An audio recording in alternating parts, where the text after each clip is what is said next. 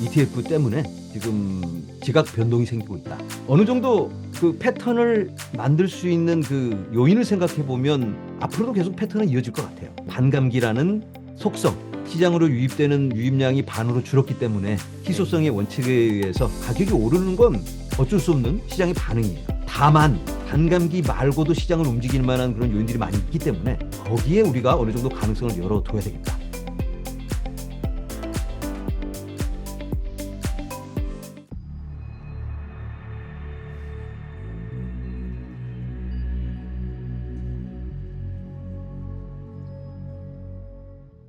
비투슈아님을 모시고 인터뷰를 나눠보도록 하겠습니다. 비투슈아님 안녕하세요. 안녕하세요. 초대해 주셔서 감사합니다. 네, 저희 웅다식빵 시청자분들에게 간단하게 자기소개 부탁드릴게요. 소프트웨어 개발을 하다가 전자상 거래, 카드 결제 이런 개발을 하다가 비트코인을 접하게 되었습니다. 그리고 무한한 가능성을 발견하고 열심히 공부하고 또 분석하고 그리고 투자까지 하다가 이제는 유튜브를 통해서 그 기회를 나누는 일을 하고 있습니다. 대표님, 비트코인 현물 ETF의 유입량이 다시 늘어나고 있다고 합니다. 좀 어느 수준인가요? 제가 지표를 잠깐 오늘 봤는데 그동안 유입이 많다가 소강 네, 상태가 있었거든요. 그런데 네. 보니까 이틀 전에 9억 달러가 유입이 됐어요. 9억 어제는 달러요? 5억 달러. 촬영하기 음, 전에 지금 보니까 2억 달러 오늘은 잠깐 줄고는 어, 있는데 이 전반적인 추세가 음, 다시 뭔가 자극을 받아서 마치 주사를 한번 탁 놔서 네, 밤에 막 잠이 올라오면 막 단거 홀라 음, 앉아 이 할법 되잖아요. 그런 느낌으로 네, 좀 뭔가 좀 유입이 된 게 아닌가 자극을 받은 음, 게 아닌가 개수로 말씀드리면 9억 달러면 어느 정도냐면 비트코인 네. 12,000개, 12,000개요. 5억 달러면 7,000개, 오늘은 3,000개. 이런 아, 개 단위, 만 단위 이런 수준으로 자금 유입이 되고 있습니다. 그러면 중요한 게 대단하네요. 뭐냐면 ETF로 자금이 유입됐다는 건 그만큼 비트코인을 사야 된다는 의미거든요. 왜냐하면 1대1로 그쵸. 백업 해줘야 되니까. 그런데 음, 지금 현재 오늘 채굴되고 있는 비트코인은 하루에 450개입니다. 그럼 너무 차이가 심하네요. 450개씩 열심히 채굴해서 시장에 유입하고 있는데 신규 네. 물량이 450개인데 ETF에서 빨아들이고 있는 게 지금 몇천 단위라 이거죠. 음, 당장 뭐 하루 이틀 그러면 문제가 없겠지만 이런 네. 수치가 몇 달 혹은 뭐 1년 넘게 이어진다면 음, 시장에 아찔한 순간이 올 수밖에 없죠. 그렇군요.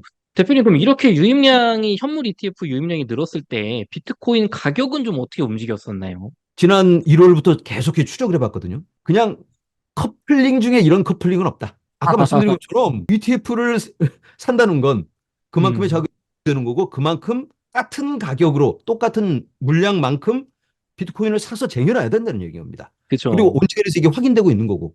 네. 그래서 자금 유입이 이만큼이다. 그러면 그만큼 비트코인을 샀다. 사야 음, 한다. 그 다음날 보통 이제 이걸 맞춰주게 됩니다.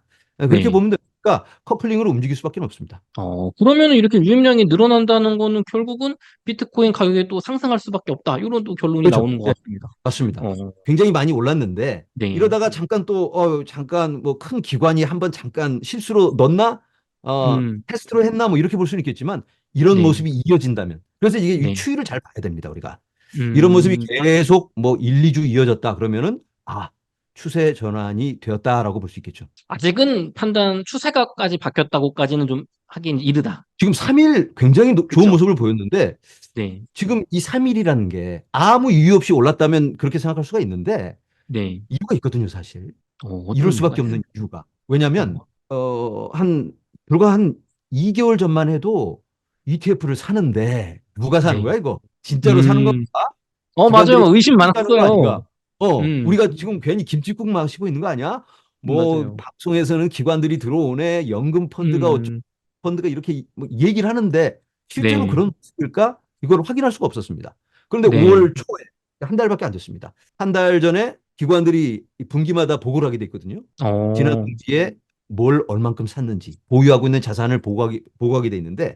금융기관들이 보유하고 있는 비트코인 ETF를 보고를 했습니다. 거기서 음, 기관들의 그 리스트를 보면 이야 장난 아니네. 음, 진짜네. 기관들이 들어오네. 펀드가 들어오네. 이게 확인되니까 분위기가 아, 달라지는. 그런 게 확인된다면 기관들이 쟤네들이 하기 전에 내가 먼저 들어가야 되겠는데 이런 생각이 들 수밖에 없잖아요. 그쵸, 그쵸, 또 그쵸. 다른 기관보다 먼저 들어가야 되니까 음, 그런 움직임이 지금 현실로 나타나고 있는 게 아닐까? 한번 추측을 해봅니다. 기대를 어, 해봅니다. 네. 실제로 그 대표님 비트코인 현물 ETF가 굉장히 대박을 쳤다고 알려졌거든요. 특히 네, 블랙록이 굉장히 판매를 많이 잘했다고 하는데, 네, 비트코인 ETF를 뱅가드가 2위 업체죠. 그 투자업체 네, 2위 업체 뱅가드는 비트코인 ETF를 안 했단 말이에요. 그랬다가, 그렇죠. 블랙록은 돈 많이 버는데 못 번다는 것 때문에 CEO가 사임하고, 또 네, 공교롭게도 블랙록 출신의 CEO를 영입했다고 합니다. 뉴스를 음, 보니까. 네네, 그럼 맞아요. 이게 미국 자산 운용사들이 본격적으로 더 비트코인 현물 ETF 상품을 만든다. 뭐 이렇게 좀 신호로 받아들여도 될까요? 그렇죠. 전반적인 흐름은 정해졌습니다. 그런데 아까 음, 말씀해주신 뱅가드. 네. 뱅가드가 갑자기 태세 전환을 하기는 어려워요. 음, 뭔가 명분을 만들어야 되니까. 네. 아, 그리고 이제 이 기관들이 원래부터 비트코인을 좋아해서 기회 노리고 있다 들어왔다 이렇게 생각할 수도 있겠지만 불과 한 4년 전에만 해도 음, 블랙록의 레리 핑크가 공영 방송에 나와서 아, 기관들은 전혀 관심 없다. 비트코인 있다고 없고 관심 음, 없다. 너무 위험하고 이런 거 네. 우리는 안 한다. 이렇게 얘기를 네. 했거든요. 네. 타이밍을 재고 있었던 거죠. 제가 음, 좋아하는 팀 드레이퍼라는 사람이 있는데 유명한 월가의 투자자입니다. 이 사람이 네. 이렇게 얘기를 해요. 신기술이 만들어지면 기존 세력들은 기득권 세력들은 이걸 무시한다. 처음에는. 음, 에이 이런 거 뭐 전혀 쓸데없는 거지. 아유 음, 뭐 시도는 좋은 것 같은데 에이 이렇게 무시하다가 규모가 커지면 위협이 될 만하면 이제 그때는 공격을 하기 시작합니다. 이거 사기, 음, 이거 큰일 난다. 위험하다. 뭐 네. 이렇게 공격을 하다가 그래도 그걸 거부할 수 없는 규모가 되기 시작하면 이제는 슬그머니 손을 뻗어서 이걸 차지하려고 해요. 아, 아니면 본인들이 만들어 버리든지. 네. 지금 그쪽이 확인되고 있는 겁니다. 그런데 그게 음, 갑자기 어느 날 그렇게 되는 게 아니고 이게 밸런스를 맞춰가면서 슥 전환이 되는 거죠. 지금은 음, 거기 어디 중간에 와 있는 거죠. 네. 눌러가면서 키운다. 물러가면서 블랙록이 키운다. 그렇게 고하다가 이제는 본인들이 나서서 비트코인을 외치고 있고 네. 뱅가드 아까 말씀해 주신 것처럼 블랙록의 ETF를 주도하던 사람이 지금 CEO로 들어갔어요. 네. 그리고 우리가 흔히 블랙록이 비트코인을 주도하고 있어 이렇게 말을 하고 있는데 블랙록의 대주주는 누구일까? 누구? 블랙록의 지분을 가장 많이 가지고 있는 회사가 바로 뱅가드. 정말, 블랙록보다 더 많이 가지고 있습니다. 자사 정말요. 주식을 가지고 있는 것보다 뱅가드가 2배 정도 더 많이 가지고 있습니다. 야. 그러면 응, 이거 어떻게 보면 투자를 안 한다고 하면서 비트코인 간접적으로 투자하고 있었던 거 간접 아닙니까? 투자죠. 그리고 월가에서 또 아니 그 뱅가드에서 채굴 회사들의 대부분의 1등 주주입니다. 대주주 중에 가장 많은 지분을 가지고 있습니다. 마이크로 스트래티지, 아, 라이오 네. 블록체인, 마라 다 마라톤 뭐 싹 다 뱅가드가 가지고 있습니다. 그럼 이 겉으로 말하는 거는 안 하고 있다고 하지만 실제로는 다 하고 있는 거네요. 그렇죠. 그러니까 그 사람들의 말에 우리가 현혹되지 말고 행동을 봐야 음, 되니 어디에 투자하고 행동을 봐야 있고 된다. 어디에 돈을 넣고 있느냐. 네. 이 대선은 벌써 기울어졌고 다만 음, 이걸 모양새 좋게 뱅가드도 간접 음, 투자로 슥슥 밀어주고 뭐 워렌 버핏도 나서서 코인은 사기고 뭐 쥐약이 어쩌고 이런 얘기를 했는데 브라질에 네. 있는 누구한테 투자를 했어요? 코인 회사 뱅크에 그래요. 다 이런 식으로 어쩔 수가 없는 시대적 요구이기 때문에 맞춰갈 수밖에 없다 이렇게 보여집니다. 음, 음. 네, 대표님, 이렇게 비트코인에 대한 기관 투자가 늘어나고 있는데, 미국 네. 현지에서는 비트코인 요번 반감기 고점 24년 말 혹은 뭐 25년 여름 정도 시점에 얼마까지 좀 갈 수 있을 거라고 현지에서는 좀 예측을 하고 있나요? 기관마다 다른데 네. 대략이 평균적으로 보면 한 15만 달러 그 정도 되는 것 15만 같아요. 달러. 네. 음, 2025년까지. 25년까지. 그럼 네. 15만 달러면 지금에서 뭐 두 배 정도, 그쵸? 네. 이게 보고 있네요. 그럼 혹시 대표님은 좀 얼마까지 보고 계십니까? 저는 모르죠. 뭐 하나 찍자면 저는 이제 네. 그것보다는 조금 더 이런 기관들보다는 어, 저는 더 긍정적으로 보고 있으니까 뭐 20만 달러 가면 좋겠다. 아, 그렇다고 해서 20만 달러의 매도 이건 아니고 네. 미리부터 단계적으로 이렇게 분할 매도로 수익 실현해 가려고 계획 중입니다. 그렇군요. 대표님, 그러면은 결국에는 비트코인 전망이 뭐 내년까지 상당히 좋다고, 지금 시작해도 두 배니까 좋다고 볼 수 있는데, 네. 비트코인을 사실 뭐 이렇게 큰 돈으로 투자하시는 분도 있지만, 사실 뭐, 대부분의 사람들이 100만 원 이하를 뭐 갖고 있다고 하잖아요, 비트코인에. 그럼 지금부터 네. 비트코인을 적립식 투자로 뭐 매월 뭐 100만 원, 150만 원, 이렇게 모아가는 그런 적립식 투자로 지금부터 시작을 해도 좀 괜찮다고 보시는지 아니면 너무 늦었다고 보시는지 궁금합니다. 적립식 투자를 아예 길게 보고 하시는 분들이라면 전혀 상관이 없습니다. 오늘 어, 하든 다음 주에 하든 다음 달에 하든 네. 최고점에 하든 아무 상관이 없습니다. 음, 2017년 최고점부터 아직까지 적립식 투자를 해왔다면 지금 몇백 퍼센트고 네. 2021년 최고점에 적립 투자를 했어도 지금 어마어마한 수익권에 있습니다. 그러니까 적립식 음, 투자는 장기로 보는 건데 그런데 이제 사람들이 나는 장기 투자야. 네. 그리고 이제 돈을 넣었다가 떨어지면 강제 존버, 강제 네. 장기 투자로 되는 경우가 참 많아요. 말로는 장기 음, 투자라고 해놓고 네. 당장 오르길 이제 기대를 해요. 당장 안 음, 오르면 실망하고, 아이, 혹시 사기 아닐까 이거? 괜히 음, 그 웅달 책방 그 나온 사람 봐가지고 선동돼가지고 그래서, 말이야 내가. 웅달 책방 보면 안 되겠네. 이렇게 막 음, 오해를 하시는 경우가 있는데, 진짜 장기 투자면 그 본인이 장기 투자로 할 수 있는 본인을 이해시킬 수 있는 그런 이유가 필요해요. 진짜로 음, 이해를 한다면 말려도 투자합니다. 말도, 자, 그러면 적립식 투자로 그렇게 하겠다고 맘먹으면 지금 좋은 기회라고 생각을 하는데 네. 일반 잘 모르고 그냥 아직 음, 공부 안 하신 분들은 괜히 이 적립식 투자한다고 그랬다가 한두 달 하고 그냥 포기할 것 같아요. 그래서 그렇군요. 그런 거는 조금 더 지금이라도 공부를 좀 해보고 어느 정도 판단이 섰다. 뭐 음, 100% 확신을 갖기에는 시간이 너무 모자라니까 어느 네. 정도 지금 분위기로 봐서 충분히 더 오를 수 있는 여지가 있다. 그 정도 본인이 어느 정도 판단이 서신다면 한 반 음, 정도 투자하는 게 어떨까? 반 정도 음, 투자하고 그 다음은 아까 말씀드린 것처럼 빠졌을 때마다 담아가는 게 네. 좋겠다. 그리고 공부가 음, 잘 돼서 이건 뭐 10년이고 내 자식한테까지 물려주겠다. 이런 생각이 드시는 네. 분. 저는 그냥 월급 받을 때마다 딱 적립식으로 가면 좋겠고. 예, 이렇게 말씀드립니다. 음, 그럼 결국 이 비트코인에 대한 확신과 공부가 정말 핵심인 것 같은데요. 네, 비트슈어님 또 유튜브 채널에 보면 그런 확신을 얻을 수 있는 그런 좋은 내용들이 많이 있잖아요. 네, 주로 그런 내용을 다루고 있는데 네, 참 공감을 못 하시는 분도 계시기 때문에 매번 네. 또 자주자주 예, 상기시켜 드립니다. 그렇군요. 대표님, 그, 현재 반감기 모습이 비트코인 현물 ETF 때문에 올해 이제 봄에 몇 달 전에 상승할 때만 해도 이제 반감기 사이클 깨졌다. 이제 음. 흐름이 다르게 간다. 막 이런 얘기가 많았거든요. 근데 그 이후에 좀 두세 달 조정 오면서 좀 분위기가 달라진 것 같아요. 대표님은 지금 비트코인 4차 사이클 뭐 어떻게 뭐 원래 스케줄대로 그냥 원래 패턴으로 가고 있다고 보시나요? 조금은 다르게 가고 있는 것 같아요. 어떤 부분이 좀 아까 달라졌을까요? 말씀드린 ETF 때문에 지금 지각 변동이 생기고 있다. 네. 사람들이 그런 말을 해요. 이번에는 다르다. 웃기고 있네. 음, 뭐에 달라. 패턴은 언제나 반복되는 거야. 이렇게들 말씀을 하시는데 어느 정도 그 패턴을 만들 수 있는 그 요인을 생각해 보면 앞으로도 계속 패턴은 이어질 것 같아요. 그 네. 반감기라는 속성, 시장으로 유입되는 유입량이 반으로 줄었기 때문에 네. 희소성의 원칙에 의해서 가격이 오르는 건 어쩔 수 없는 시장의 반응이에요. 경제 음, 원칙이니까. 다만 반감기 말고도 시장을 움직일 만한 그런 요인들이 많이 있기 때문에 거기에 우리가 어느 정도 가능성을 열어둬야 되겠다. 음, 2020년 사이클 그때만 봐도 그때 시장을 움직였던 게 예전에는 개미들이 다 주도를 하다가 그때는 이제 네. 기관들이 살짝 간을 보고 가능성을 타진해 봤거든요. 네. 그 금리 정책에 맞춰서 또 한참 오르려다가 긴축 정책 발표되는 바람에 이제 오르려다 말아버렸거든요. 11월 달에. 그런 음, 모습이 있었고 2017년에는 시원하게 그냥 쭉 음. 2017년 12월까지 한 번에 올라갔습니다. 근데 그 한 번에 올라간 것 같아도 그 사이에 30% 하락이 지속적으로 한 7, 8번 있었어요. 일곱 번이나 했었군요. 네. 그래서 사이클이 매번 반복이 똑같이 되지는 않더라고요. 음, 이 사이클은 지난 사이클에 비해서 많이 달라요.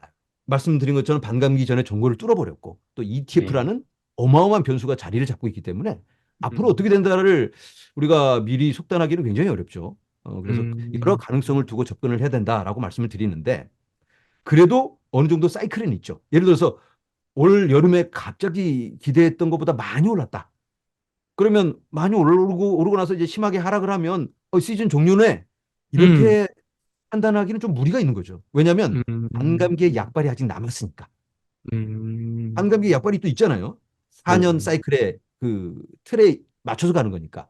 그러면 그것도 조합을 해서 이런저런 정보를 조합해서 현실에 맞는 결정을 내려야 되는데 그래서 다방면적인 접근이 필요하고 우리가 그때그때마다 시장의 그런 요인들 ETF 자금이 얼마나 몰리는지 기관들이 네. 또 연금 펀드라면 뭐 어느 펀드가 들어왔는지 규모가 어떤지 그런 것들을 보면서 순발력 있는 대응을 해야 될 것 같다라는 말씀드립니다. 대표님 또 금리 얘기 한번 조금 더 해볼게요. 3차 네네. 반감기하고 요번 4차 반감기의 가장 큰 차이는 금리입니다. 3차 반감기 때는 2020년 3월에 기준금리가 0.25%였고요.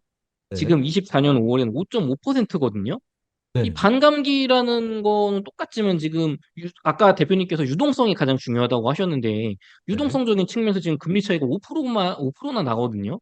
네. 이렇게 봤을 때 똑같이 과거처럼 올라간다 이렇게 또 속단할 수 있을까요? 자, 금리 얘기를 해보자면 비트코인 같으면 유동성이 많은 저금리에서 굉장히 강세를 보입니다. 그러면 지금은 최고점에 와 있어요, 금리가. 미국 기준금리가. 네. 5.5%. 야, 이런 최악의 상황에서 비트코인 가격이 지금 7만 어, 달러. 7만 원. 이거 너무 긍정적으로 봐야 되잖아요. 이런 음, 눌리고 있는 상황에서. 네. 그런데 사실 이 금리 정책도 초반에 많이 반영이 됩니다. 완화 정책을 할 때는 초반에 막 금리 푼다, 네. 내려간다. 이때 반응을 하는 거고 네. 금리 긴축이다라고 하면 실제 금리가 제일 높았을 때 반응을 하는 게 아니고 미리 네. 발표 나왔을 때 올리기도 전부터 반응을 하는 겁니다. 그리고 그만 음, 올릴까 하다가 더 올릴 것 같으면 또 반응하고 또 반응하고 지금은 이제 금리 인하를 기다리고 있잖아요. 그래서 굉장히 지금 네. 좋은 상황이고 그리고 아까 말씀드린 것처럼 이 높은 금리에서도 이 정도 방어력을 보여줬다면 앞으로 네. 금리 내려갈 일만 남았습니다. 그러면 음, 우리에게는 희망의 시간만이 있지 않을까? 이런 기대를 가져봐요. 대표님 반감기 이후에 등락 과정에서 좀 오래된 뭐 비트코인 투자 많이 하신 분들은 사실 이게 뭐 크게 힘든 조정도 아니고 긴 시간도 네네. 아니라고 하는데 네. 요번에 처음 투자하신 분들은 아 이거 뭐 가격도 빨리 안 오르고 막 이렇게 불안한 이런 분들이 있을 것 같아요. 그런 분들을 위해서 좀 해주실 수 있는 조언 한마디 부탁드릴게요. 관광이 지나는데 왜 안 오르나? 아니면은 뭐 이게 뭐 오르다 말고 이렇게 변동이 심해. 처음 접하시는 분들은 깜짝 놀랍니다. 주식 시장에서는 2% 상승이면 난리 나는 거죠. 샴페인 터트리는 거잖아요. 어. 근데 코인에서 2%, 장난해 지금. 2%는 하루에 5%는 올라야지 하루에 오른 거지 뭐. 또 알트코인 음, 하시는 분들은 뭐 5%는 아무것도 아니에요. 하루에 20%, 50%, 100%도 보니까 밈코인 같은 네. 경우는 이게 적응이 좀 안 되실 텐데 우리가 이제 코인의 그 속성상 크게 반응하고 또 민감하고 변수가 크고 변동이 심하고 이런 것들을 이해할 필요가 있습니다. 그리고 지금 안 음, 오르는 거 정말 너무하시네.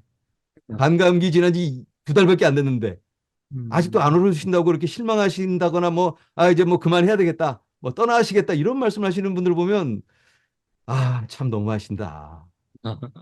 대부분의 제 영상을 보시는 분들은 2021년에 들어오신 분들이 많습니다. 대부분 아마 웅당 책방 채널도 코인 하시는 분들은 그때가 제일 많을 것 같아요. 그때 제일 네. 많이 들어왔으니까 그때 3월, 4월 막 2021년 음, 어마어마하게 막 이 네. 호모가 오면서 희열을 느끼고 있을 때 그때 네. 많이 진입을 하셨는데 그분들이 굉장히 힘든 시간을 아직까지 보내왔어요.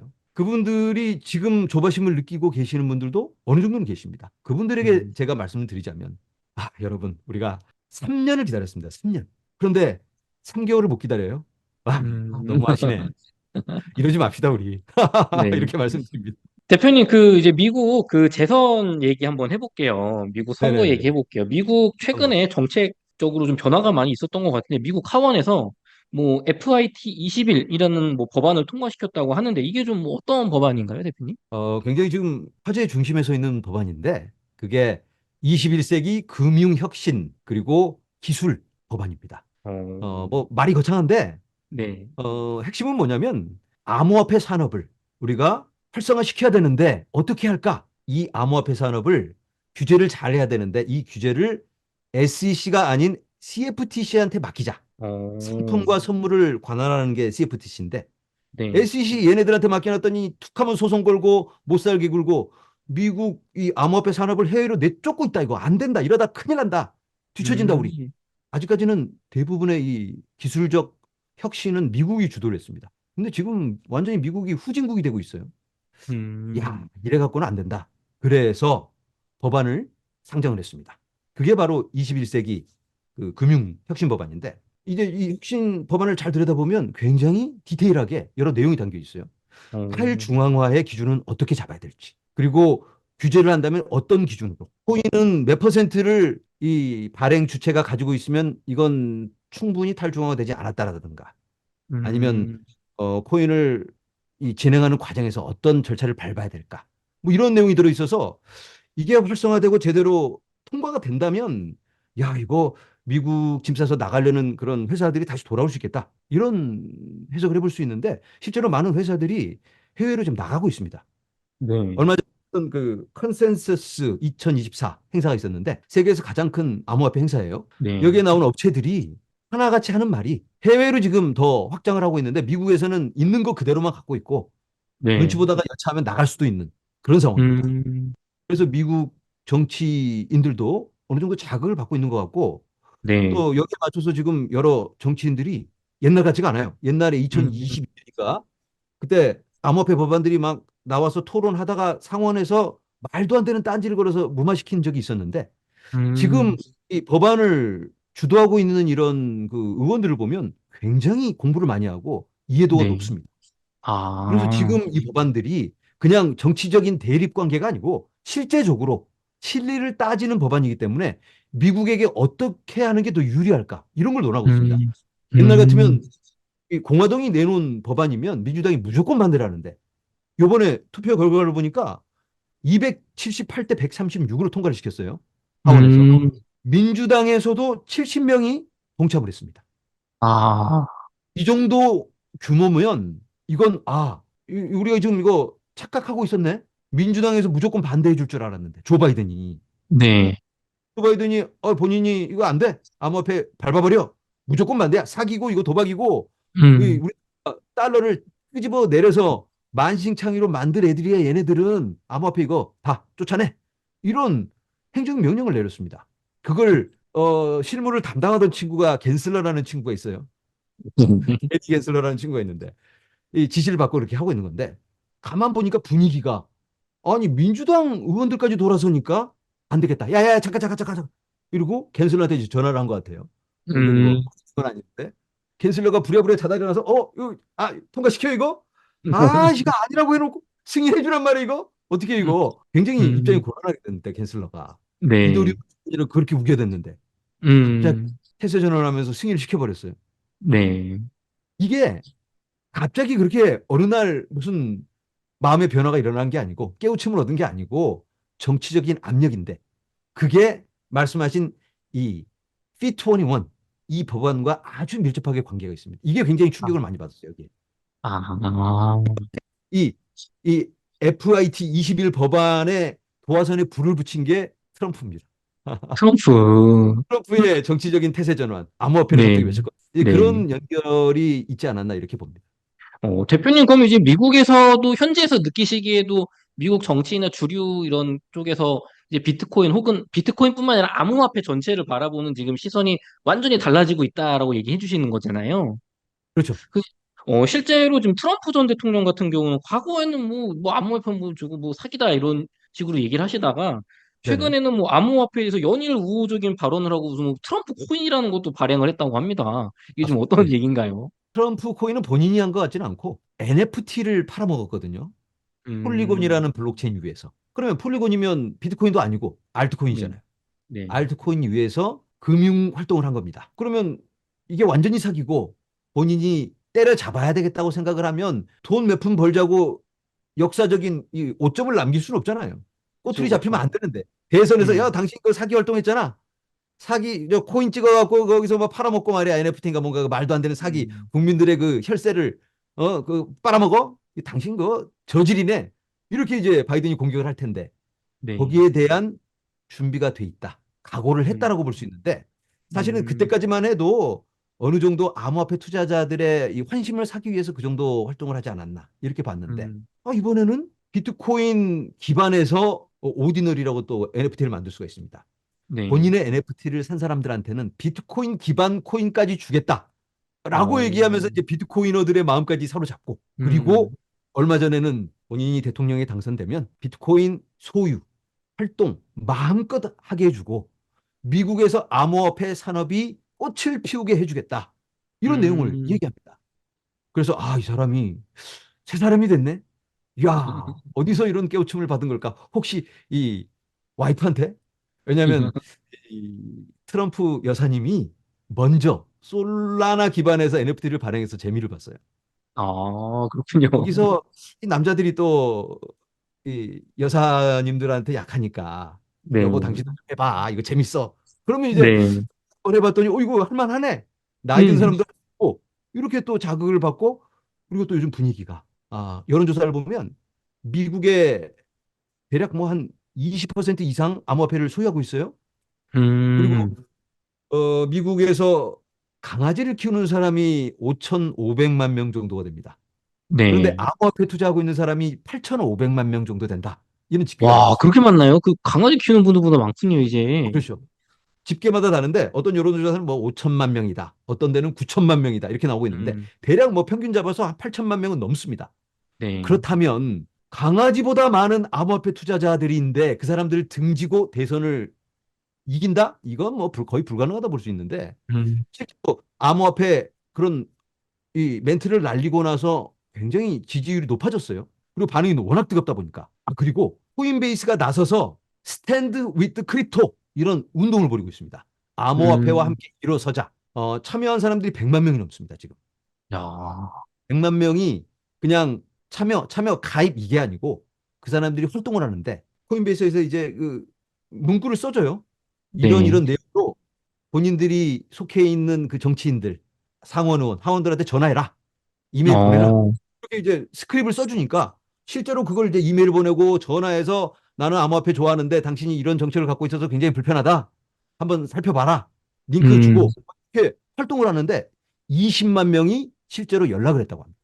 아, 이런 정치적인 대단하네요. 움직임이 있다 보니까 네. 이거 무시할 수가 없는 지금 흐름이 이어지고 있는 거죠. 바이든 대통령은 어떻게 보면은 지금 트럼프보다 더 약간 이런 암호화폐 산업에 우호적이지 않았던 것 같은데, 네. 최근에 뜬금없이 이더리움 현물 ETF도 통과가 되고, 이게 그럼 이런 트럼프 전 대통령이 치고 나가다 보니까 어쩔 수 없이 바이든 민주당 진영도 이걸 좀 암호화폐 산업에 좀 우호적으로 이렇게 가야겠다. 이렇게 정치적인 계산이 있는 걸까요?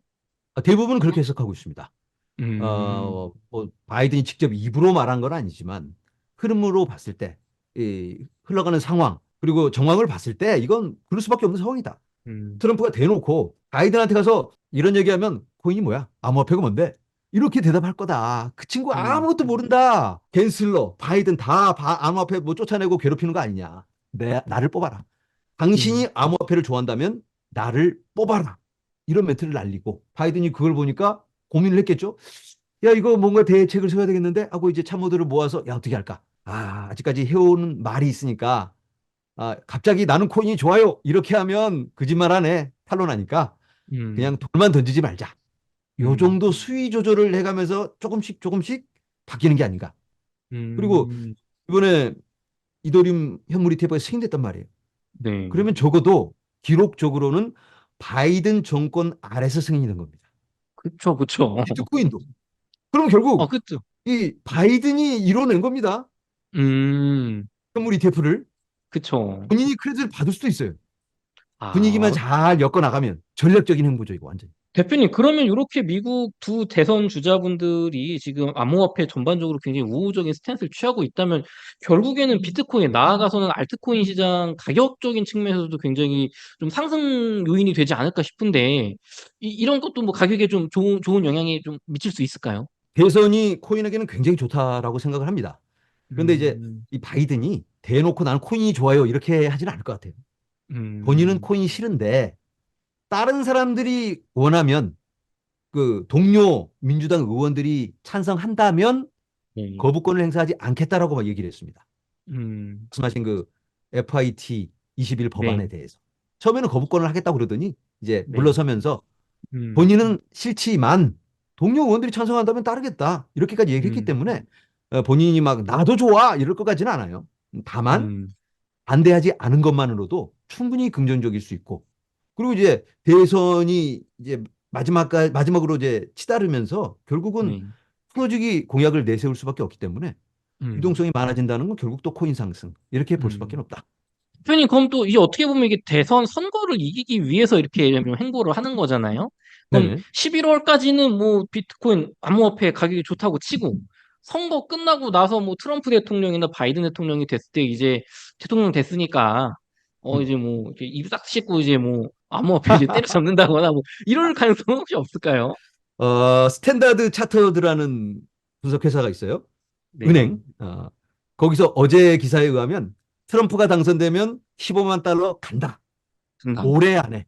올해 안에 24년 올해 안에. 안에. 그게 중요해요. 올해 안에 네. 간다. 이렇게 얘기를 음. 해놨습니다. 그러니까 바이든이 되면 못 간다라는 얘기입니다. 그러니까 누가 아. 대통령이 되느냐에 따라서 다른데 트럼프가 되면 대놓고 코인 우호 정책을 내세우고 있으니까 네. 그럼 뭐 본인이 뭐 코인에 대해서 잘 모르더라도 참모들이 지금 딱 포진이 돼 있습니다. 네. 그 사람을 조언을 해주는 참모들이 보니까 라마 소암이라는 사람이 있습니다. 네. 대선 주자였다가 포기를 했는데 포기를 하면서 트럼프 지지를 선언을 했습니다. 이 사람이 음. 완전 친 암호화폐론자입니다. 어쩌면 이 사람이 이 러닝 메이트가 될 수도 있는데 뭐 안 되더라도 음. 지금 음. 계속 조언을 해주고 있습니다. 그리고 또 어, 여러 비트코인 관련 회사들, 암호화폐 관련 그런 그 기구들 이런 네. 데서 본격적인 지원을 해주고 앉아서 미팅을 가져요. 트럼프가 음. 갑자기 어디서 뭐 그런 멋있는 말을 할 수 있는 게 아니고 배워서 음. 하는 얘기. 그래서 그런 것들로 봐서 갑자기 태세 전환을 하면 본인의 그 입지도 굉장히 곤란해지기 때문에 그런 정책은 쭉 이어가지 않을까. 다만 이제 음. 달러가 더 좋기 때문에 달러를 막 짓누르지 않은 선에서 암호화폐를 좀 장려해 보자. 그리고 네. 제일 중요한 건 미국이 그레이트 어겐 이게 제일 중요하니까 미국이 잘 음. 살려면 암호화폐 이 어마어마한 규모의 암호화폐 산업을 우리가 떠나야 되는 건 확실한 거니까 음. 거기에 대해서 갑자기 뒤통수를 치는 일은 없을 거라고 봅니다. 그럼 반대로 바이든은 약간 불안하지 않습니까, 대표님? 불안하죠. 바이든이 되면 음. 불안해요. 바이든이 되면 음. 불안한데 만약에 바이든이 됐다. 그러면 단기적으로 시장이 출렁일 수 있겠죠. 그런데 바이든이 됐다고 해서 바이든이 그동안 또 공약을 내세울 때 암호화폐 때려잡기 공약은 어려울 테고 또 음. 국민들 관심을 사기 위해서 어느 정도는 좀 풀어줘야 될 테니까 이더리움 네. 현물에 풀어주듯이 또 다른 ETF도 생길 수도 있고 또 코인에 음. 대해서 어느 정도 좀 떠안는 들어와 괜찮아 괜찮아 그 정도까지는 봐줄게 이런 명확성도 네. 생길 수 있고 또 바이든의 의지대로만 모든 걸 할 수 있는 건 아니고 음. 상원 의원 사원들의 결정에 의해서도 어느 정도는 틀이 짜져 가는 거니까 네. 바이든이 된다고 해서 최악의 상황 뭐 이제 끝 시즌 종료 이럴 것 같지는 않아요. 바이든 음. 다면 좀 큰 조정을 예상해 보고 다시 좀 재정비가 되면서 꿈틀꿈틀 새로운 움직임이 일 수 있다. 이렇게 바라보면 될 것 같아요. 뭐 비트코인에 우호적이지 않았던 그런 측면보다 무조건 좋아지는 방향으로는 가겠네요. 어떤 결과가 나오든. 네, 매우 긍정적으로 보고 있습니다. 그렇군요. 대표님, 그 미국 현지에서 이제 계시기에 비트코인 혹은 암호화폐, 특히 비트코인 말고 암호화폐, 그러니까 비트코인은 약간 좀 인정받는 그게 있잖아요. 그렇죠? 그 예. 상대적으로. 근데 이제 알트코인, 암호화폐 전반에 대해서는 뭐 스캠이다, 뭐 이거 사기다, 음. 이런 의견이 미국 내에서도 많았던 것 같은데, 현지에서 느끼시기에 2021년, 22년, 23년, 24년 이렇게 오면서 좀 뭔가 이게 주류 언론이나 이 경제계가 바뀌고 있다, 정치인들이 바뀌고 있다, 이게 가장 체감되는 부분이 있다고 하면 좀 어떤 부분이 있을까요? 비트코인 현물 ETF를 시작으로 인정받은 자산 그리고 많은 기관들이 또 비트코인 말고도 뭔가를 네, 해보겠다니까 블랙록이 나와서 자산의 토큰화 이런 얘기를 하고 네, 있거든요. 네. 자산의 토큰화라는 건 블록체인 기반 위에서 퍼블릭 블록체인 이더리움을 얘기하는 겁니다. 지금 현재 블랙록이 만들어낸 펀드가 이더리움 기반에서 돌아가고 있습니다. 국채를 음. 토큰화 시켰는데 이더리움 기반에 있어요. 앞으로는 지금 ETF는 1단계고 2단계는 모든 금융자산의 토큰화다. 이걸 얘기하고 있습니다. 음. 보통 일반 뭐 코인어라든가 코인 회사, 거래소 이런 대표가 나와서 하는 얘기가 아니고 세계에서 가장 큰 자산운용사의 대표가 나와서 블랙록의 레리 핑크가 비트코인은 플라이트 퀄리티 최고의 퀄리티 자산 그리고 음. 앞으로는 비트코인만이 아닌 이런 퍼블릭 블록체인 기반 위에서의 토큰화 이런 얘기를 하니까 시장이 굉장히 다르게 받아들이는 것 같아요. 그런 모습이 확인되고 음. 있고 또 제가 놀라웠던 건 CNBC 앵커가 네. 공중파 방송 앵커가 반 암호화폐 인물이 나와서 막 욕을 해야 되니까 교육을 시켜요. 아니 어. 비트코인은 탈중앙화돼 있는데 무슨 소리야? 비트코인이 사기에 쓰이고 마개에 쓰이고 달러는 2,000배가 넘어 이런 얘기를 막 하는데 아니 이게 내가 좀 제대로 보고 있는 거 맞나? 어디 3년 음, 채널을 보고 있는 거 아닌가?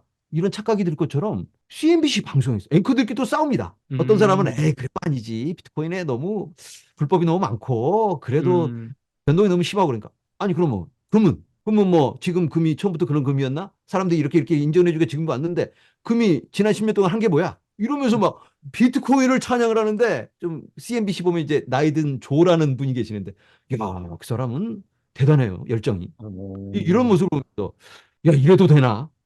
코인이 음, 때문에 사기를 방송에서 대놓고 네, 한국에서는 뭐 대동강 물퍼다 파는 봉이 김선달마도 음, 못한 비트코인 이런 표현이 됐었잖아요 예전에. 네, 지금 한국에서도 많이 이제는 바뀌어 나가는 걸로 지금 제가 이해를 하고 네, 있는데 바뀌어 나가고는 있습니다.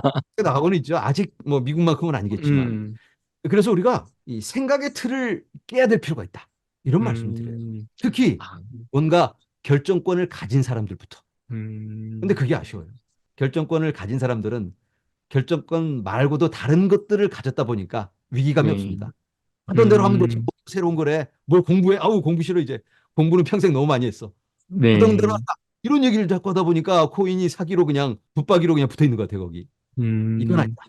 좀 아니다, 우리가 본받을 건 본받고 생각의 틀을 깨는 생각의 전환이 음. 필요하다. 이런 말씀 드려봅니다. 대표님, 그럼 저희 한국 현지에서는 사실 아직 어떤 주류 언론이라든가 공중파라든가 이런 쪽에서 말씀하신 것처럼 그 정도까지는 사실 코인에 대한 인정이 가지를 못했거든요. 어떻게 보면은 그렇죠. 뭐 미국 현물 ETF 통과되면서 비트코인을 미국이 인정했네? 그러면 내가 딴지를 거는 거 좀 아니지 않나 해서 그냥 뭐랄까 좀 이렇게 뭐 인정하고 싶지 않지만 강제로 인정됐다고 하면 이런 음, 알트코인 같은 경우는 굉장히 여전히 뭐 사기로 보고 뭐 다 사기다 이거 99% 사기고 도박판이다 이렇게 보고 있거든요. 그러면 음. 대표님 보시기에는 이미 미국 현지에서는 비트코인뿐만 아니라 암호화폐 전반에 대해서 굉장히 우호적으로 이미 많이 바뀌고 있다. 우리가 그거를 개개인이 캐치를 해서 여기서 뒤처지면 안 된다. 좀 이렇게 좀 저희가 생각을 해도 될까요? 네네. 미국에서도 역시 코인은 사기다라고 하는 사람도 아직도 많습니다. 음, 계속해서 토론은 이어지고 있고. 하지만 이제 그 축의 기울기가 이쪽으로 기울어지고 있다. 음, 시대적 흐름을 우리가 잘 파악을 하고 대세가 뭔지, 시대적 요구가 뭔지 이런 걸 봐야 될 필요가 있다. 이런 말씀을 드리는 거고. 한국에 음, 계신 분들도 좀 한 발짝만 물러서서 내가 코인에서 손실 봤으니까 코인은 사기다. 이것보다는 내가 네, 이해하지 못하니까 사기겠지. 이것보다는 음, 어쩌면 지금 시대적 흐름이 그쪽으로 가고 있는 건 아닐까. 이런 생각을 네, 좀 하면 좋을 것 같고 마치 그런 것 같아요. 2000년 초반에 한국이 인터넷 대강국이 됐습니다. 네, 큰 용단을 내렸잖아요. 온 나라에 초고색 인터넷을 깔고 인터넷 하면 한국이었잖아요. 근데 지금은 그렇죠. 끌려가는 입장이 아닌가. 남들이 다 인정해 주니까 어쩔 수 없이 인정하고 남들이 다 네, 좋다고 그러니까 어쩔 수 없이 하는 척 해주고 이건 좀 미래 발전을 가로막는 모습이 아닐까. 이런 말씀을 드려보고 음, 싶습니다. 네. 비트쇼님, 비트코인 가격이 7만 1000달러를 돌파했습니다. 거의 이제 그 7만 음, 2000달러에 근접하는 것 같은데 두세 네. 달 동안 좀 조정이 이어져 왔었잖아요. 네네. 근데 왜 갑자기 한 일주일 사이에 이렇게 좀 급등을 하는 걸까요? 오를 때가 되니까 오르지 않았나? 이렇게 생각하고 일단은 뭐 이유를 찾아보자면 반감기 후에 또 채굴자들이 변수가 굉장히 많았는데 네.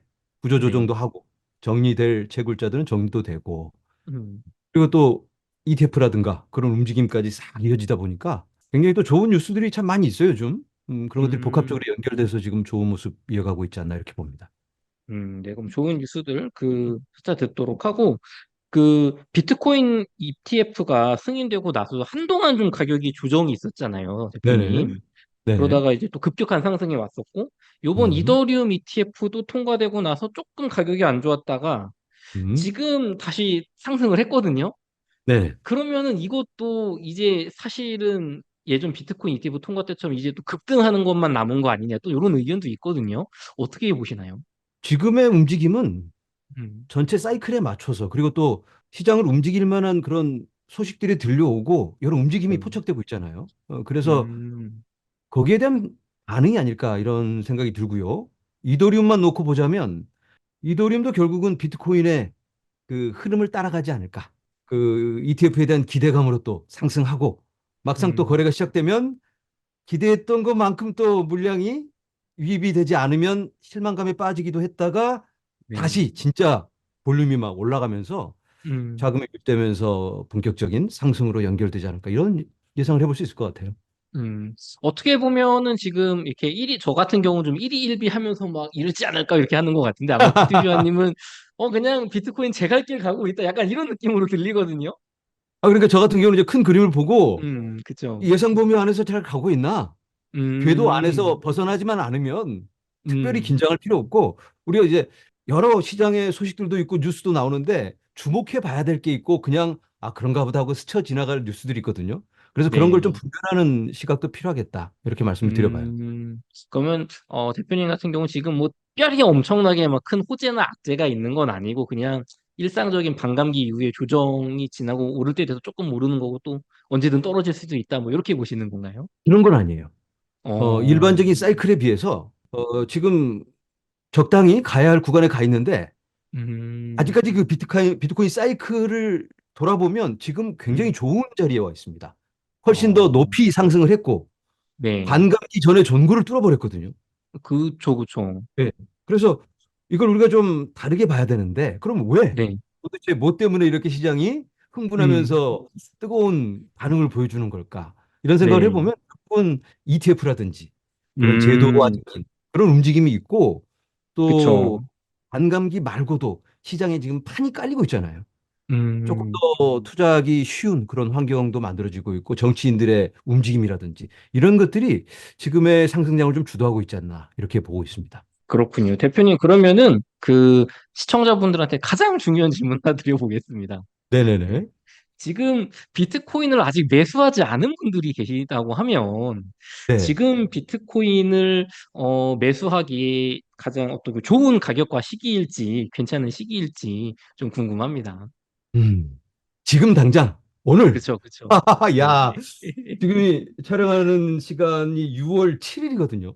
그쵸, 6월 비트코인 가격이 7일이죠. 뭐 7만 달러 위에 있잖아요, 지금. 네, 7만 1,000달러 정도 되고 있습니다. 7만 1,000달러까지. 야, 그러면 지금 당장 최고의 타이밍이다라고 말씀드리긴 좀 어렵죠. 어, 왜냐면 제가 작년에 초대해 주셨을 때 비트코인 네. 가격이 그때 한 2만 달러 후반? 그쵸, 그쵸, 그쵸, 그랬었던 것 그쵸. 같아요. 네, 하나로 막 2,500, 3,500 요 정도 그러니까 됐죠. 그때는 제가 굉장히 힘줘서 말씀드렸어요. 여러분, 지금 음, 과감한 용단을 내릴 때입니다. 살다 보면 음, 언젠가는 뭔가 결정을 내리고 가야 될 리스크를 네, 안아야 될 때가 있는데 음, 지금이 그럴 때가 아닐까? 책임은 먼저 뭐 이렇게 말씀을 드렸는데 네, 제가 제 영상을 보시는 분들께 자주 말씀드리는 건 물론 앞으로 계속 올라갈 수 있고 좋은 날들이 기다리고 있지만 또 사자마자 또 약간 조정이 온다든가 그러면 또 스트레스를 음, 받으니까 떨어지면 그쵸. 사자. 떨어지면. 떨어지면, 지금 올랐잖아요, 또. 그쵸. 불과 몇 주 전만 해도 뭐 6만 달러 밑으로 빠진다 뭐 이런 얘기가 맞아요, 수많았어요. 맞아요, 맞아요. 예, 그렇잖아요. 그때는 또 못 음, 사요. 더 떨어질까 봐. 그죠, 수 떨어질까 봐. 근데 이번 사이클을 보면 대략 한 20% 빠지면 네, 빠질 만큼 빠졌다. 이렇게 볼 수 음, 있습니다. 음, 지난 사이클에서는 한 30%까지 빠졌고 많이 네, 빠졌어요. 그 전에는 뭐 워낙 변동이 심했고. 근데 이번 네, 사이클에는 아무래도 좀 무게감이 생겼기 때문에 음, 그리고 기관들의 진입 이런 것들 때문에 좀 변동이 좀 줄어들 것 같아요. 그렇다 보면 음, 뭐 욕심 부리지 말고 좀 기다렸다가 20% 음, 빠지면 찬스다 음. 하고 들어가면 좀 좋은 결과를 볼 수 있지 않을까. 만약에 아, 지금 뭐 올라가 버리면 어떻게 해요? 이렇게 그죠, 그죠, 그죠. 이잖아요. 그렇죠? 그게 네, 문제입니다. 예. 근데 그걸 미래를 우리가 알 수가 없잖아요. 아, 설사 설사 네, 오늘 영상 촬영 끝나고 내일 떡상을 한다고 해도 네, 어쩔 수 없고 떡상하면 하염없이 올라갈 것 같다가 또 조정이 옵니다. 아, 그러면 또 그때 들어가자. 그때 20% 아, 분명히 빠집니다. 20% 빠지면 들어간다. 만약에 지금보다 떡상해서 막 7만 5천 불, 뭐 8만 원 이렇게 갔더라도 그 음, 이후에 또 20% 하락했을 때 그때 들어가도 늦지 그렇죠. 않다. 만약에 아, 그냥 하염없이 올라서 10만 달러까지 쳤다. 네. 그러면 또 기다리고 그러면 또 20% 빠집니다. 거기서. 음, 대표님, 근데 그러면은 올라간 다음 빠져도 지금보다 높은 가격일 수 있잖아요. 그럴 수 있죠. 그래도 어쩔 수 어, 없다. 어쩔 그래도 수 어쩔 수 없다. 없다. 어쩔 수 어, 없다. 만약에 그럴 것 같았으면 작년에 샀어야지. 그렇군요. 어쩔 수 없어요. 근데 어, 꼭 지금 안 사면 기회 놓치나 이런 그쵸, 마음에 그쵸, 그쵸. 들어가거든요. 제가 제 네. 구독자분들께 드리는 말씀이 있어요. 여러분들 음, 10만 달러 넘어가면 매수 끝. 더 이상 추가 자금 유입은 없다. 이렇게 말씀드립니다. 10만 달러 넘어가면 왜 더 이상 비트코인 매수 이제 중단해야 되는 걸까요? 왜 그러냐면 네. 당연히 더 올라갑니다. 음. 그런데 자 10만 달러 올라가서 더 올라갔고 그리고 뭐 친구들이 막 야 이제 뭐 용단을 내야 돼 지금이야 20만 달러 가 맞아요, 무조건 맞아요, 뭐 맞아요. 100만 달러 더 가면 이런 얘기 나온단 말이에요. 그런데 예를 들어서 12만 달러에 샀다고 치면 네. 그래서 15만 갑니다 분명히 만약에 뭐 네. 특정적으로 말씀드릴 수는 없고 그죠. 더 100%라는 건 올라간다고 없으니까, 예. 더 올라간다고 거기서 팔 수 있을까? 그걸 한번 생각해 봐야 됩니다. 12만에 샀는데 15만 원 조금 아쉽지 않나. 아쉽죠? 분명히 그쵸, 뉴스에서 20만 간다. 20만 가면 3억 간다 이거. 3억은 그쵸. 뭐 그냥 무조건 가는 거고 4억, 5억도 간다. 뭐 이렇게 얘기 나올 거라고요. 네. 그러면 더 올라갈 것 같아서 못 팔고 더 올라갈 것 같아서 못 팔다가 결국은 빠지기 시작하면 아우 그때 팔 걸 하면서 또 매도 타점 못 잡아요. 그러면 아, 결국 어찌어찌 하다가 아유 4년 들고 가자. 이렇게 또 존버해야 되는 상황이 생길 수 있어요. 물론 음, 타이밍 잘 잡고 순발력 있게 대응하면 뭐 15만 달러의 사소도 수익 볼 수 있습니다. 그런데 이제 제가 음, 말하는 건 일반적인 초보자들은 조금 보수적인 접근을 해야 된다. 살려면 지금 음, 사고 10만 네. 달러 넘어가면 사지 말자. 이렇게 말씀드립니다. 좋습니다. 그럼 장기적으로는 10만 달러 이하일 때만 구매하는 걸 기본 원칙으로 하고, 저번 사이클에서는 단기적으로는, 그렇게 잡고 예, 있습니다. 단기적으로는 지금 한 20% 정도 좀 하락이 나올 수 있어 보이니까 조금 기다렸다가 떨어지면 사자. 만약에 알겠, 이제 10만 달러 넘어가더라도 정 네. 아쉬우면 그 위에서도 또 20% 세일하거든요. 그쵸, 그쵸, 그러면 그쵸. 또 그때 들어가면 됩니다. 정 아쉬운 분들은. 그럼 기본적으로 지금처럼 상승할 때 이제 더 올라갈 것 안 돼. 같아서 타는 건 아니다. 안 된다. 안 된다. 안 돼. 음, 맞아요. 실제로 얼마 전에 막 7만 2천 달러, 뭐 7만 달러 였죠. 한국에서는 제 김치 프리미엄도 껴서 거의 1억 5백까지 갔었거든요. 예, 예. 그때 막 안 될 것 같아서 타신 분들이 한 7,800, 8천 요 정도까지 조금 조정이 왔을 때 그걸 이제 아유. 못 견디고 막 파신 분들이 많으시더라고요. 아, 그렇죠. 그러니까 그런 이게, 것처럼 지금 만약에 올라가 버리고 네. 아우 기회 놓쳤네 해도 다시 7만 2천 옵니다. 7만 2천 원 그럼 다시 온다, 적어도. 똑같이 7만 2천에 산다고 하면 지금 사는 네. 것보다는 네. 올라갔다가 한번 위에 청소를 좀 해주고 내려와서 7만 2천 왔을 때 사는 게 더 낫다는 말씀을 드리는 거예요. 이거 되게 중요한 말씀이신 것 같아요. 네. 알겠습니다. 대표님, 그럼 좀 거시경제 얘기 좀 해볼게요. 예. 미국의 4월 구인 건수가 805만 건으로 전문가 예상치인 840만 건을 하회했고, 네네. 10년물 국채 금리가 4.3%까지 급격한 하락을 보이고 있습니다. 네. 미국의 경기 위축 전망이 좀 확산이 되면서 금리 인하에 대한 기대감도 다시 살아나고 있거든요. 좀 네. 미국 현지에서 느끼시는 미국 경제 상황 좀 어떻게 보십니까? 매우 좋지 않습니다. 매우 좋지 않나요? 매우 좋지 않아요. 어, 살기 한국에서는 야, 어렵다. 미국은 막 경제 좋다 막 이러고 있거든요. 아니야, 아니에요. 물가는 하늘을 치솟고 있고 경기는 네. 어렵고 장사는 안 되고 사람들의 신음소리가 들려옵니다. 정상적이 아니에요. 어, 이 아, 고용 수치 이런 거 발표하는 거 다 이거 포장해서 나오는 거거든요. 이게 네. 또 이제는 수정을 해요 또. 아 작년에 알고 봤더니 이게 아니네. 조사해 봤더니 어, 이거 뭐 파타임이 더 많고 또 중복이 돼서 집계된 것도 있고 해서 수정한다. 이렇게 얘기할 확률이 굉장히 높아요. 그래서 지금 사실 몇 시간 후면 제대로 된 고용 지표 발표가 있거든요. 네. 고용 지표가 좀 안 좋게 나오면 물론 이제 장기적으로 봐서는 안 좋을 수 있지만 어차피 음, 포장된 지표이기 때문에 음, 예상보다 안 좋게 나오면 코인에게는 굉장히 긍정적으로 작용할 것 같은데 음, 어, 현실을 받아들이는 거죠. 그게 네, 현실이니까. 네, 그리고 경기가 그렇게 어려우면 정상적인 방법은 지출을 줄이고 열심히 일해서 음, 수익을 올려서 소득을 올려서 헤쳐나가야 되잖아요. 그게 네, 긴 그런 결정이라고 봐야 될 텐데 우리 같은 네, 사람. 근데 음, 미국 정부 좀 달라요. 돈 더 그런가요? 찍어서 뭐 헤쳐나가지. 괜찮아, 괜찮아. 음, 일 안 해도 돼. 괜찮아. 쉬어, 쉬어, 쉬어. 돈 줄게. 이런 어, 식으로 해결하다 보니까 이게 아무러지는 겁니다. 그리고 또 대선 어, 다가오잖아요. 대선 그쵸. 다가오면 세금 올려야 되겠는데요? 여러분 허리띠 음, 졸라맵시다. 이럴 사람 아무도 음, 없습니다. 맞아요.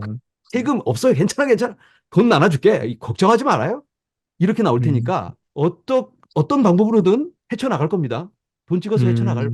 필요는 없다. 이렇게 봅니다. 그렇군요. 그러면은 대표님 또 금리 인하가 정말 이렇게 현지에서 느끼시는 것처럼 안 좋아서 나오게 되면 미국의 지금 또 어떤 수단이잖아요. 금리 조정 정책이. 그렇죠. 금리 예. 인하가 나오게 되면 비트코인의 가격에 좀 미치는 효과는 좀 어떻게 될까요? 매우 좋죠. 매우 좋나요? 왜냐하면 비트코인이 가장 민감하게 반응하는 게 통화 정책입니다. 금리를 내린다는 건 결국은 돈을 막 찍어낸다는 얘기니까.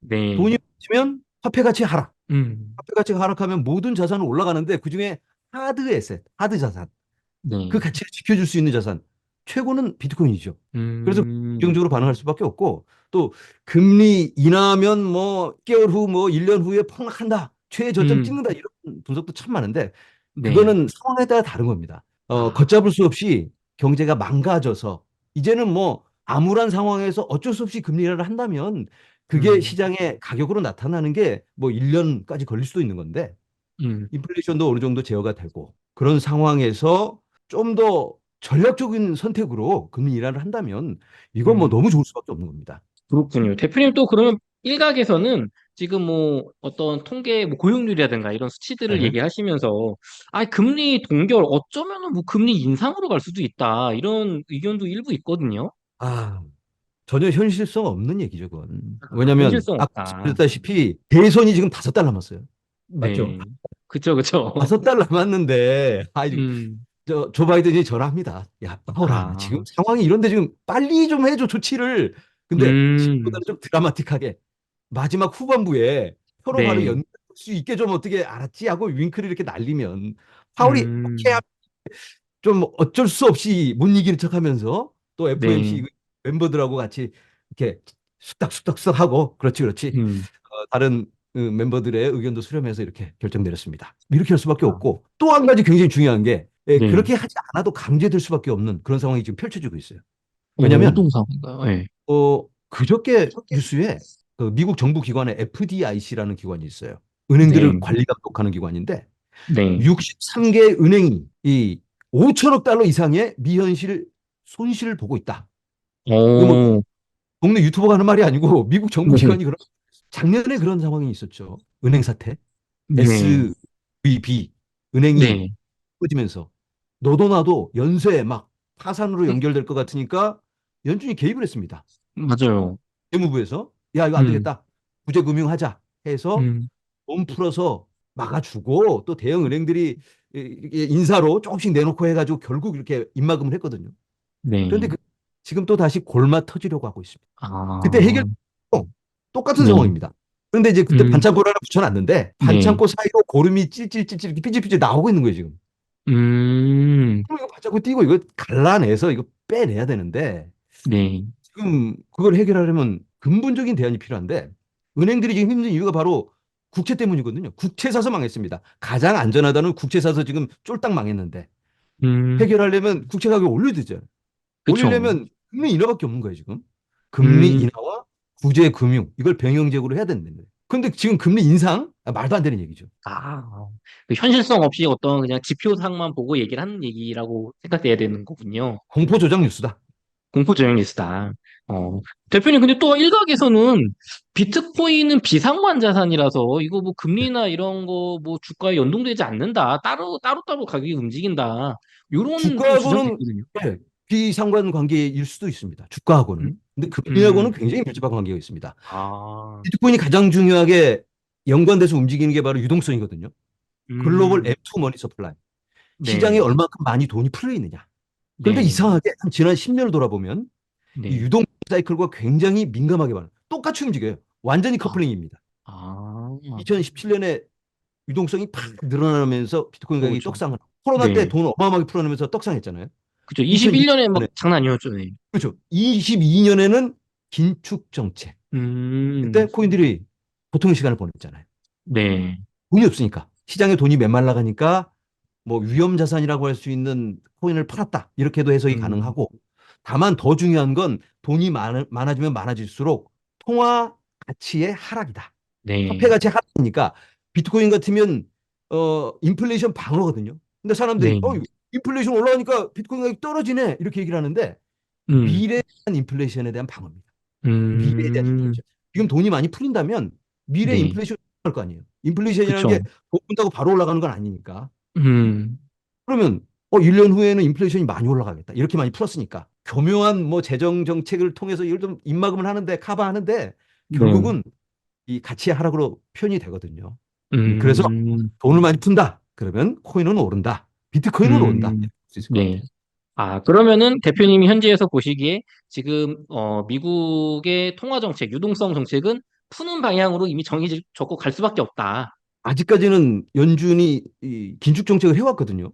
네, 그런데 2023년부터 글로벌 M2 머니 서플라이가 올라가기 시작했고, 왜냐하면 네, 미국은 긴축 정책이었지만 네, 위안화라든지 엔화 그죠. 여기 이제 풀어냈거든요. 그런데 네. 얼마 전 한 달 전부터 미국의 M2도 올라가기 시작합니다. 아, 구제금융을 하다 보니까 전환했군요. 전환했고요. 네, 그리고 아까 말씀드린 것처럼 금리 인하는 언제 하느냐지 결국은 하는 음, 거죠. 두 번 할지 음, 한 번 할지 그걸 갖고 고민하는데 우리들은 코인 투자를 하는 네, 사람들은 신경 쓸 필요 없다. 아니 올 음, 11월에 하면 어떻고 8월에 하면 어떻고 뭐가 중요하냐.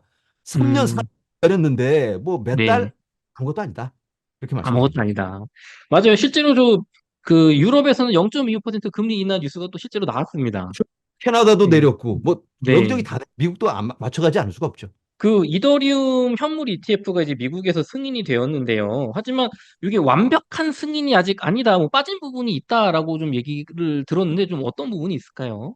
그런 얘기를 해요? 누가 그런 뭐 예를 얘기를 들면 뭐 S1 쪽 뭐 승인이 안 났다거나 스테이킹 기능이 아 빠져 있다거나 뭐 이런 얘기가 S1 있습니다. 승인이 안 난 건 완벽한 승인하고는 전혀 관계가 없습니다. S1 아, 승인은 원래 안 나는 거예요. 원래 안 나는 거고 네. 194B, 19B4 승인이 나면 이건 승인 났다. 이더리움 음, 현물 ETF를 증권 거래소에서 거래하게 해줄게. 라는 승인이 난 음, 겁니다. 아, S1은 근데 승인 나서 이제 거래하는데 어떤 조건으로 할 건데 수수료는 얼마 네. 받을 건데 AP는 누가 해서 이걸 음, 맞춰주고 이걸 어떤 방법으로 실물 ETF와 실물 이더리움과 맞춰줄 건가 그런 음, 구체적인 내용을 조율하는 관계이기 때문에 단계이기 때문에 그냥 기다리면 되는 거예요. 그래서 아, 이 승인 결과와는 아무 관계가 없고 다 된 거고 네. 말씀하신 스테이킹은 좀 아쉬운 부분이 있어요. 스테이킹은 음, 스테이킹이 만약에 됐으면 이더리움 현물 ETF를 사면 이더리움 가격이 올라가서 수익을 받는 것도 있지만 네. 이더리움 스테이킹을 통해서 추가적으로 수익이 생길 수 있어요. 마치 주식 사서 배당금 받는 것처럼. 그쵸, 그쵸. 그러면 굉장히 매력이 있거든요. 그래서 거기에 대한 기대가 있었는데 지금 그것까지 요구했다가는 이번에 승인 나기 어려울 것 같으니까 또 음, 이 게리 겐슬러하고 조 바이든 체면도 차려줘야 되잖아요. 그냥 무릎 음, 꿇게 할 수는 없으니까 알았어 알았어 요건 네. 빼주고 우리 또 따로 뒤에서 저녁 한잔 하면서 오케이 네. 우리가 요건 양보하고 이건 너네가 양보하고 이렇게 또 음, 인사하면서 해주고 스테이킹 부분은 아마 트럼프가 당선되면 자연스럽게 아마 들어갈 수 있지 않을까 이렇게 생각하고 있습니다. 음, 약간 단계적으로 가는 느낌이네요. 대표님, 그럼 스테이킹이 요번에 빠져 있다 보니까 이더리움 ETF 효과로 이더리움 가격이 많이 상승할 수 없지도 않을까? 뭐 이런 뭐 핵심 기능이 음. 빠진 거 아니야? 이런 의견도 있는데 대표님, 이더리움 가격 어떻게 보십니까? 이더리움 스테이킹 빠진 거는 아쉽긴 하지만 비트코인도 스테이킹이 없어요. 그죠? 그러면 같은 선상에서 놓고 볼 수 있다. 음, 비트코인은 규모가 크니까 더 많이 올랐는데 퍼센트로 보면 되는 거죠. 네. 얼마만큼의 자금 유입보다는 몇 퍼센트. 요걸 보면 음, 비트코인에 뭐 10억 달러 유입 뭐 이런 얘기가 나오면 이더리움은 1억 달러만 유입돼도 어마어마하게 좋은 겁니다. 그러니까 그런 음, 식으로 보면 흐름은 비슷할 거니까 초기에 살짝 위축되는 그런 분위기가 있을 수는 있겠지만 실제 유입이 들어오면서 결국은 좋은 모습, 비트코인 그 모습 그대로 가지 않을까 이런 예상을 해봅니다. 네. 대표님, 그럼 이더리움은 사실 ETF 승인 직전에 좀 폭등을 했다가 지금은 그냥 거의 이렇게 음, 횡보를 하고 있거든요.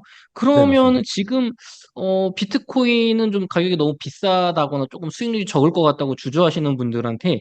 이더리움을 지금 매수하기에 좋은 가격일까요?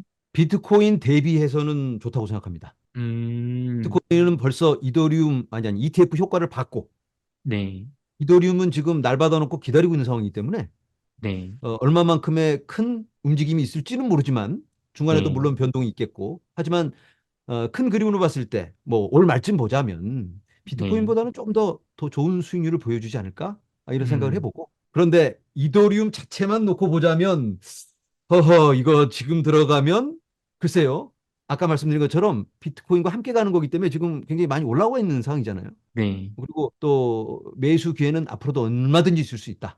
승인 전에 많이 올랐고 또 날짜가 잡히면 언제부터 거래? 그러면 또 거기에 맞춰서 준비하는 과정 속에서 오를 수 있어요. 네. 그런데 또 거래가 또 시작되면 보나마나 조정이 올 것 같아요. 왜냐하면 음, 기대했던 것만큼 물량이 안 오니까. 예를 들어서 요번 달 말에 거래가 시작되면 조금 실망스러운 결과가 있지 않을까라는 예상을 해봅니다. 아, 왜냐하면 비트코인 같으면 굉장히 준비하는 시간이 길었습니다. 승인될 거 네. 다 알았기 때문에 기관들이 홍보 자료도 만들고 홍보 영상도 만들고 다 음, 그 영업 사원들, 재정 상담가들 그런 사람들 가서 영업을 뛸 사람들하고 다 조율하면서 트레이닝 시켜주고 준비를 다 한 상태에서 여기 땅 하고 내가 뛰어가서 영업을 해서 그만큼 데려왔는데 이더리움은 전혀 준비가 안 됐어요.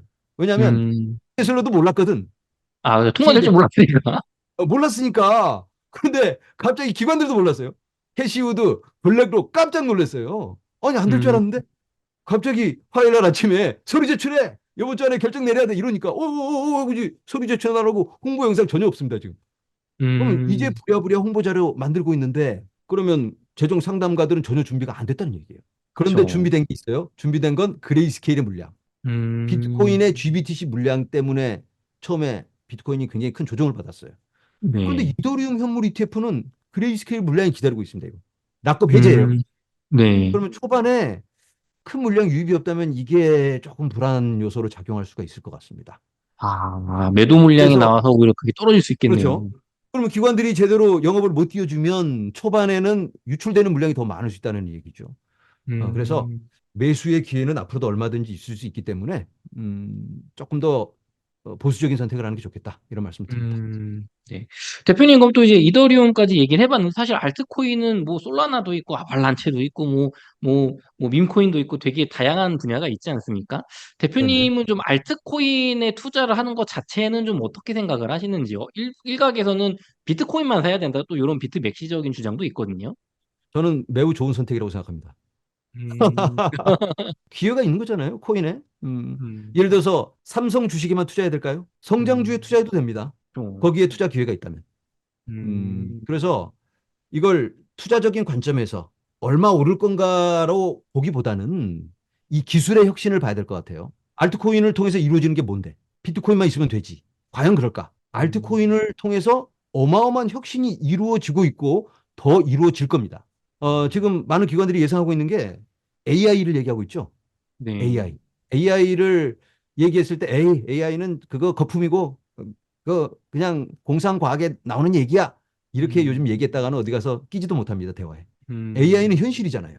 오픈 AI의 챗 GPT를 통해서 그게 확인돼 버렸습니다. 이렇게나 빨리? 자, 그렇다면 기술의 혁신이 이렇게 일어나고 있는데 그런 AI를 담을 수 있는 AI와 연계돼서 움직일 수 있는 만한 그런 블록체인이 있을까? 비트코인에서 트랜잭션 만들고 블록 만들려면 10분 기다려야 돼요. 10분 기다렸다 블록 만들어서 AI를 지원해 줄 수 있을까? 자산의 음, 토큰화가 이루어진다면 AI가 뭔가 결정을 내려야 되고 실생활에서 뭔가 우리가 생활 속에서 결제가 일어나고 뭔가를 사고 움직이고 우리 집을 토큰화 시켜서 실시간으로 팔고 경매에 붙인다면 저요 경매가 막 실시간으로 올라가는데 그걸 비트코인으로 해결할 수 있을까? 알트코인 플랫폼이 필요합니다. 이더리움 같은 솔라나 같은 그런 플랫폼 위에서 수많은 프로젝트가 얹어져서 그 꿈을 이뤄내는 건데 그런 음, 프로젝트 없이 베이스 레이어 비트코인만 있다면 어렵죠. 지금의 이 음, 혁신을 금덩어리로만 보자면 비트코인은 디지털 금이고 충분히 좋다. 그거면 괜찮습니다. 그러면 비트코인만 네, 있으면 됩니다. 디지털 금까지만 바라본다면 지금의 혁신을. 네, 하지만 그 다음 단계, 지금의 혁신이 4차 산업혁명이 어쩌면 그보다 더 많은 것들을 요구할 수 있다라고 생각된다면 음, 더 그 이상의 걸 우리가 예상하고 네, 바라보고 꿈을 키워놔야 되겠죠. 거기에 알트코인이 음, 있는 거고 물론 알트코인의 사기가 참 많아요. 계획만 그럴싸하게 내놓고 그렇게 하지 않는 코인이 정말 많습니다. 그런 코인에 투자하면 음, 절대 안 됩니다. 하지만 음, 좋은 계획을 갖고 실제로 그렇게 하고 있다면 거기에 투자 기회가 있는 겁니다. 자, 그런데 우리가 네, 20년 전으로 돌아가서 인터넷 회사 여기저기 좋은 회사들이 너무 많았는데 좋은 그쵸. 회사라고 다 성공하는 거 아니에요? 망할 수 있습니다. 망한 회사들 너무 많잖아요. 그죠. 또 망한 회사가 알트코인도 더 많죠, 사실. 많죠. 지금 우리가 좋다는 알트코인도 10년 후에 사라질 코인들이 대부분일 수 있습니다. 그래서 음, 그런 것까지 고려해서 조심스러운 접근, 현명한 접근, 전략적인 접근을 해야 된다. 이렇게 말씀드립니다. 음. 대표님, 그럼 대표님께서 좀 눈여겨보시는, 그래도 워낙 많다 보니까 저희는 어떤 기준을 가지고 어떤 알트코인을 네. 좀 투자를 해야 될지 이걸 기준을 못 잡겠거든요. 좀 네네. 대표님만의 기준이 좀 어떤 게 있을까요, 방법이? 기준이라면 일단 알코올을 선정할 때는 적정 기대치가 필요합니다. 알트코인 음, 투자하면 무조건 20배 먹는다. 50배, 100배. 이건 정말 어렵습니다. 음, 100배 상승 코인을 기대한다면 내가 코인 100개 사면 그 중에 하나 그렇게 되고 나머지는 다 제로 된다. 이런 기대치를 일단 갖고 그리고 내가 선관이 너무 좋아서 촉이 네. 좋아서 잘 고르면 100개 중에 두세 개가 100배 될 수 있다. 이렇게 음, 되고 나머지는 다 제로. 이런 기대치를 맞아요. 가져야 돼요. 어. 근데 음, 내가 그렇게 실력이 좋나? 내가 그렇게 잘 아니죠. 떼쓰고 있을까? 아니라면 본인에게 맞는 선택을 해야 되는 거고 본인이 네. 이해하는 코인을 골라야 되는 겁니다. 알트코인 음, 중에 가장 쉬운 선택은 이더리움이잖아요. 어느 정도 음, 규모가 있고 그리고 많은 것들이 이루어지고 있고 실제로 개발자도 제일 많고 가장 음, 탈중앙화되어 있습니다. 음, 그래서 이더리움을 선택한다면 참 좋은 선택이 될 수 있고 그리고 이더리움을 이해한다면 그러면 이더리움보다 더 좋은 기능을 갖고 있는 이더리움의 대안이 될 수 있는 코인도 있을까? 더 빠른 코인이 혹시 있을까? 더 음, 좋은 설계? 이런 걸 찾다 보면 또 다른 코인들이 있어요. 네. 그런 그 플랫폼적인 선택을 할 수 있고 그리고 또 다른 테마적인 선택이 있을 수 있습니다. 네. 테마적이라면 요즘 트렌드가 뭘까? 음, 요즘 시장이 기대하고 있는 시장 참여자들의 가슴을 뜨겁게 달궈줄 수 있는 그런 코인은 뭘까? 요즘 스토리 있는 유행하는 코인. 예. 아까 말씀드린 AI 같은 코인들은 음, 듣기만 해도 좀 자극적이잖아요. 그죠. AI 엔비디아도 잘 나가고 있고요. 그러니까 엔비디아가 잘 되면 엔비디아 칩을 사다가 그 엔비디아 칩의 컴퓨팅 파워를 공유하는 그런 탈중앙화 프로젝트도 있어요. 그런 것들도 네. 좋은 선택이 될 수 있고 또 음, 어떤 파일 공간 우리 컴퓨터 하드 공간 다 놀잖아요. 네. 뭐 테라바이트, 5테라바이트 뭐 이런 하드 샀는데 어마어마하게 뭔가 할 줄 알고 그냥 아무것도 안 음, 하고 그냥 놀고 있는 하드 공간 너무 많습니다. 그런 네. 거 나눠주고 대여해서 그걸로 또 코인을 받는 그런 공유 프로젝트가 있고 그런 걸 이제 디핀이라고 합니다. 디핀은 네. 실생활에 사용되는 인프라 그런 걸 음, 받쳐주는 프로젝트가 있고 AI 프로젝트라면 요즘 합병되는 막 AI 대형 프로젝트까지 있어요. 그런 음, 거, 또 그런 플랫폼을 제공하는 이더리움이 이제 가장 큰 플랫폼이긴 한데 AI에 최적화되어 있는 플랫폼도 있습니다. 그런 것들을 좀 공부해서 찾아간다면 충분히 전략적인 선택이 될 수 있겠다. 이렇게 말씀드립니다. 대표님, 그럼 반대로 그런 알트코인에 투자했을 때 저희 개인 투자자들한테 닥칠 수 있는 현실적인 문제점, 어려움은 좀 무엇이 있을까요? 본인이 이해하지 못하는 코인에 투자했을 때 좌절감, 음, 하락했을 때 좌절감이겠죠. 음, 충분히 그런 본인이 또 이제 타임 프레임을 정해놔야 되는데, 나 이 정도 코인이면 내가 1년 정도는 가지고 있을 수 있겠다. 코인 바닥에서는 1년이면 장기 투자다. 이렇게도 얘기하는데, 네. 1년 보고 투자한다라고 말은 했는데, 일주일 만에 떨어지니까, 사기야, 역시. 이러면 안 된다는 거죠. 그래서 이해를 음, 하고, 그, 타임 프레임을 맞춰서 1년 갖고 있다 보면, 그럼 그 정도 기간 안에 이 정도 상승을 기대한다면 거기에 맞춰서 투자를 해야 되는 거고, 네. 어, 단기적인 하락은 충분히 있을 수 있고 또 여러 변수가 있을 수 있다. 이런 것들을 잘 우리가 기억을 해야 되는 거고. 그리고 이제 코인마다 특히 시총이 낮은 코인들은 더 변수가 크고 더 민감하게 반응합니다. 그럼 내가 어떤 특정 코인을 골랐다면 이 코인에게 작용할 수 있는 변수는 뭔가? AI 코인이라면 음, 엔비디아 실적 보고를 잘 봐야 되겠죠. 네. 그리고 오픈 AI가 뭘 발표하나 이런 것들 잘 봐야 되는 음, 거고. 음, 또 요즘 유행하는 게 자산의 토큰화입니다. 그걸 블랙록이 주도하고 있는데 RWA라고 해요. 실물 네. 자산의 토큰화. 그런데 투자하고 있다면 레디 핑크의 입만 보고 있어야 됩니다. 레디 음, 핑크가 방송에 나와서 무슨 코인 언급하나, 어느 플랫폼 음, 언급하나. 이제 그런 것들을 보고 이제 또 그 중에서도 시총이 낮은데 투자하고 있다. 그러면 음, 조금 더 민감하게 반응을 할 테니까 음, 본인마다 그 수위 조절을 잘 해야 되는 거고 음, 가능하면 좀 안정적인 코인에 투자하는 게 좋겠다라는 말씀 드려요. 100배 코인 노리지 어, 말고 네. 10배도 충분히 좋은 선택이다. 그쵸. 10배 주식 투자하시는 분들한테 10배 수익 어떻게 생각하세요? 그러면 우와 세상에 그 위에 대박이다, 있어. 그러죠. 사기지. 그렇게 얘기하잖아요. 근데 코인 네. 투자하시는 10배 수익? 음, 에이, 1년 10배 수익은 한 달 안에 해야지 적어도. 이런 기대치를 갖다 보니까 실망감도 큰 것 같아요. 그렇게 안 돼. 음, 그리고 또 100배 수익 뭐 이렇게 보면 네. 10배까지도 10배 수익이 안 되고 9배 수익 됐습니다. 그럼 10배 가야 되니까 기다리다가 시즌 종료를 맞이하는 경우도 있습니다. 음, 그리고 이 위험적인 알트코인에 투자한다면 조금 더 보수적으로 조금 더 일찍 수익 실현하고 너무 욕심 좀 부리지 말자. 이런 말씀을 드립니다. 네. 대표님, 그럼 저희 시청자분들께서 그래, 나도 알트코인의 일부, 이제 너무 비트코인에만 넣지 않고 조금 일부, 음, 어느 정도 약간은 좀 공격적인 투자를 좀 해야 되겠어. 이렇게 마음 먹으신 분들도 있지만, 중요한 거는 어디서부터 좀 이렇게 좁혀나갈지 감을 못 잡는 분들이 있거든요. 그러면 대표님이 그래도 좀 사라는 건 아니고, 매수 추천은 음. 아니지만, 네네. 관심 가지고 공부해 볼 만큼의 어떤 안정성과 한 10배, 뭐 5배, 10배 정도 수익을 좀 볼 수도 있는 가능성이 있는 그런 괜찮다고 생각하시는, 한번 공부해 보셔라 라고 하고 언급 정도 해주실 수 있는 그런 코인 한 세개만 좀 이게 뽑아주실 수 세 있을까요? 개만. 네, 세개만. 일단은 뭐 매수 가장 추천은 쉽게 아닙니다, 말씀드릴 여러분. 수 있는 건, 네, 안정적인 수익을 원하신다면 비트코인 이더리움인데, 조금 더 네. 공격적인 성향을 가지신 분들은 솔라나. 솔라나. 솔라나는 매우 좋은 선택일 수 있을 것 같고, 니어 프로토콜. 음, 그리고 AI 코인 중에 이번에 합병되는 ASI라는 코인이 있는데, 아직은 안 나왔어요. 패치 네, AI입니다. 패치라는 코인인데, 네. 그런 코인들이 있고, RWA에서 나름 규모가 큰 온도, 온도. 이런 프로젝트가 있을 것 같고요. 파일 저장 프로젝트, Rweave. 그 정도, 세 개만 말씀드려야 되는데 너무 많이 제가. 그냥 생각나는 대로 말씀드렸는데, 네, 이 정도 프로젝트면 공부를 좀 한번 해보고, 그게 네, 도대체 뭐 하는 프로젝트인가. 제가 섹터별로 몇 개 이렇게 말씀을 드렸는데, 네, 본인이 좀 공감하신다면 또 코인마다 본인에게 맞는 코인이 있어요. 주식 투자할 때도 본인이 이해하고 또 좋아하는 그런 분야가 있잖아요. 어떤 네, 분들은 전기 자동차를 좋아하시는 분들은 그쪽에만 들어가는 거고 또 네. 금융 좋아하시는 분들은 그쪽에만 하듯이 코인도 섹터가 있으니까 본인에게 음, 맞는 선택을 하면 또 관심 가지면 더 리서치를 더 잘할 수 있으니까 그거는 좋은 선택. 뭐 암호화폐 불장하면 네, 비트코인이 먼저 막 이렇게 폭등을 하고 한 달 정도 있다가 이더리움이 따라서 폭등을 하고 그 다음에 뭐 알트코인 불장 온다 뭐 이런 얘기도 있는데 네, 어 실제로는 그렇게 뭐 움직이지 않는다고 들었거든요. 저는 또 한쪽에서 듣기로는 알트 네, 불장은 상당히 늦게 온다. 뭐 네. 이런 얘기도 들었는데 어떤 게 좀 맞는 건가요? 일반적으로 사람들이 얘기하는 찐떡상, 예.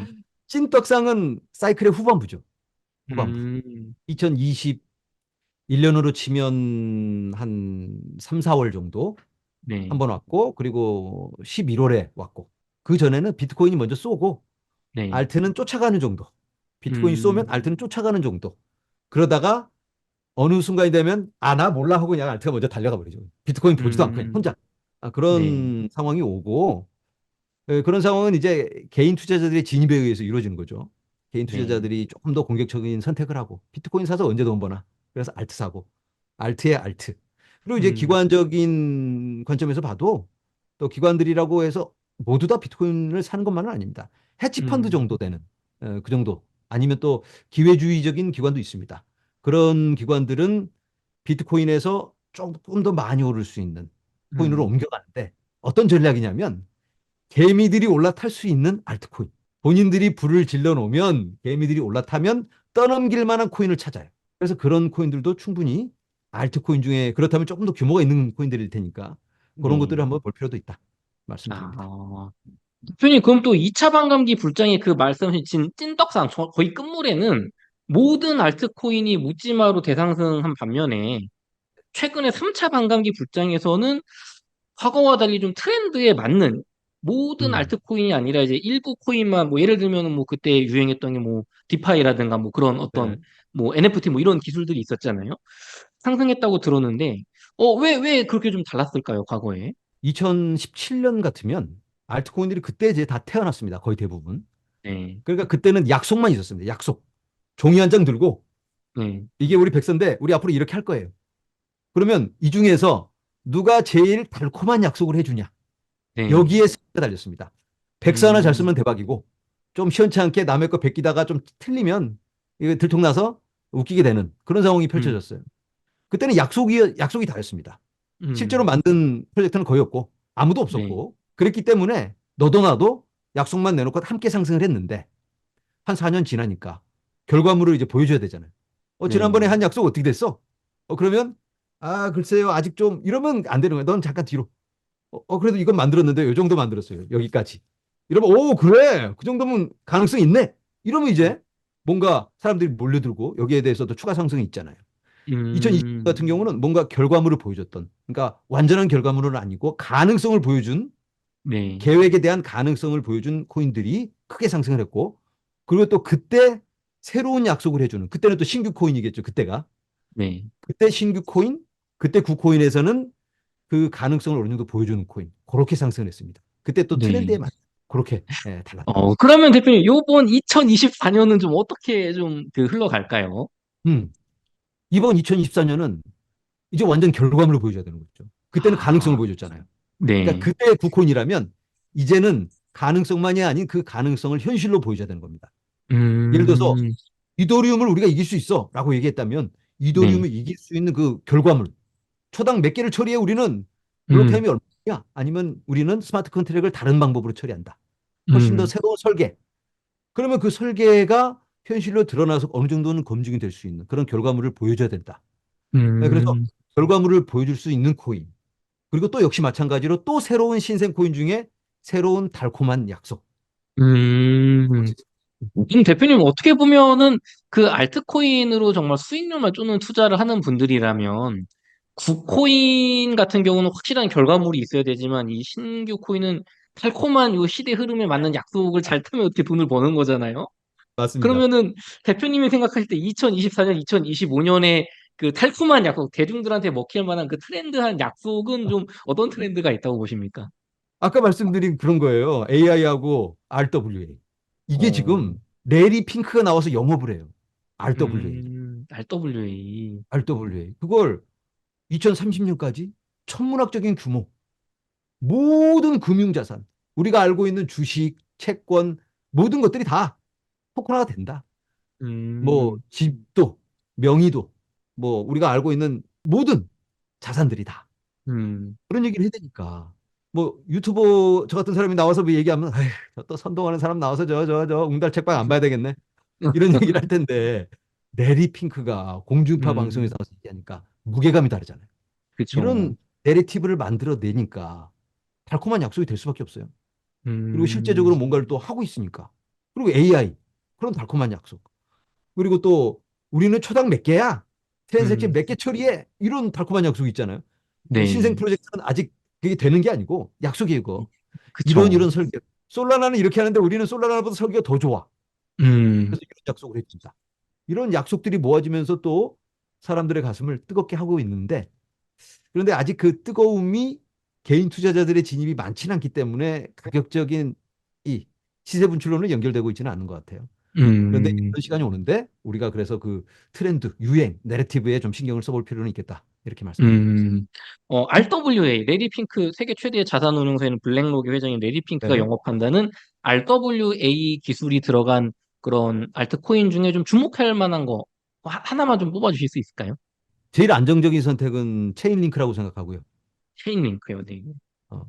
정확히는 이더리움입니다. 이더리움. 근데 이더리움 이더리움. 너무 무겁다니까. 네. 조금 더 체인링크. 고수익. 네, 조금 더 보수적으로 체인링크. 그 다음 네. 보수적으로 보면 온도 파이낸스. 온도. 온도 파이낸스는 제가 최근에 인터뷰를 몇 번 하면서 생각보다 좋게 보시는 분이 좀 많이 있는 것 같긴 합니다. 네. 네, 많이 이번 들어가지고. 시즌에 굉장히 좋고 또 아발란체도 굉장히 좋습니다. 어, 자산의 토큰화와 함께 네. 많은 은행들의 프라이빗 블록체인을 만들어 주거든요. 네. 그러면 은행들이 지금 솔루션을 구축하려는 게 본인들의 자산 또 여러 금융 상품들 이런 것들을 토큰화 음, 시키기를 원해요.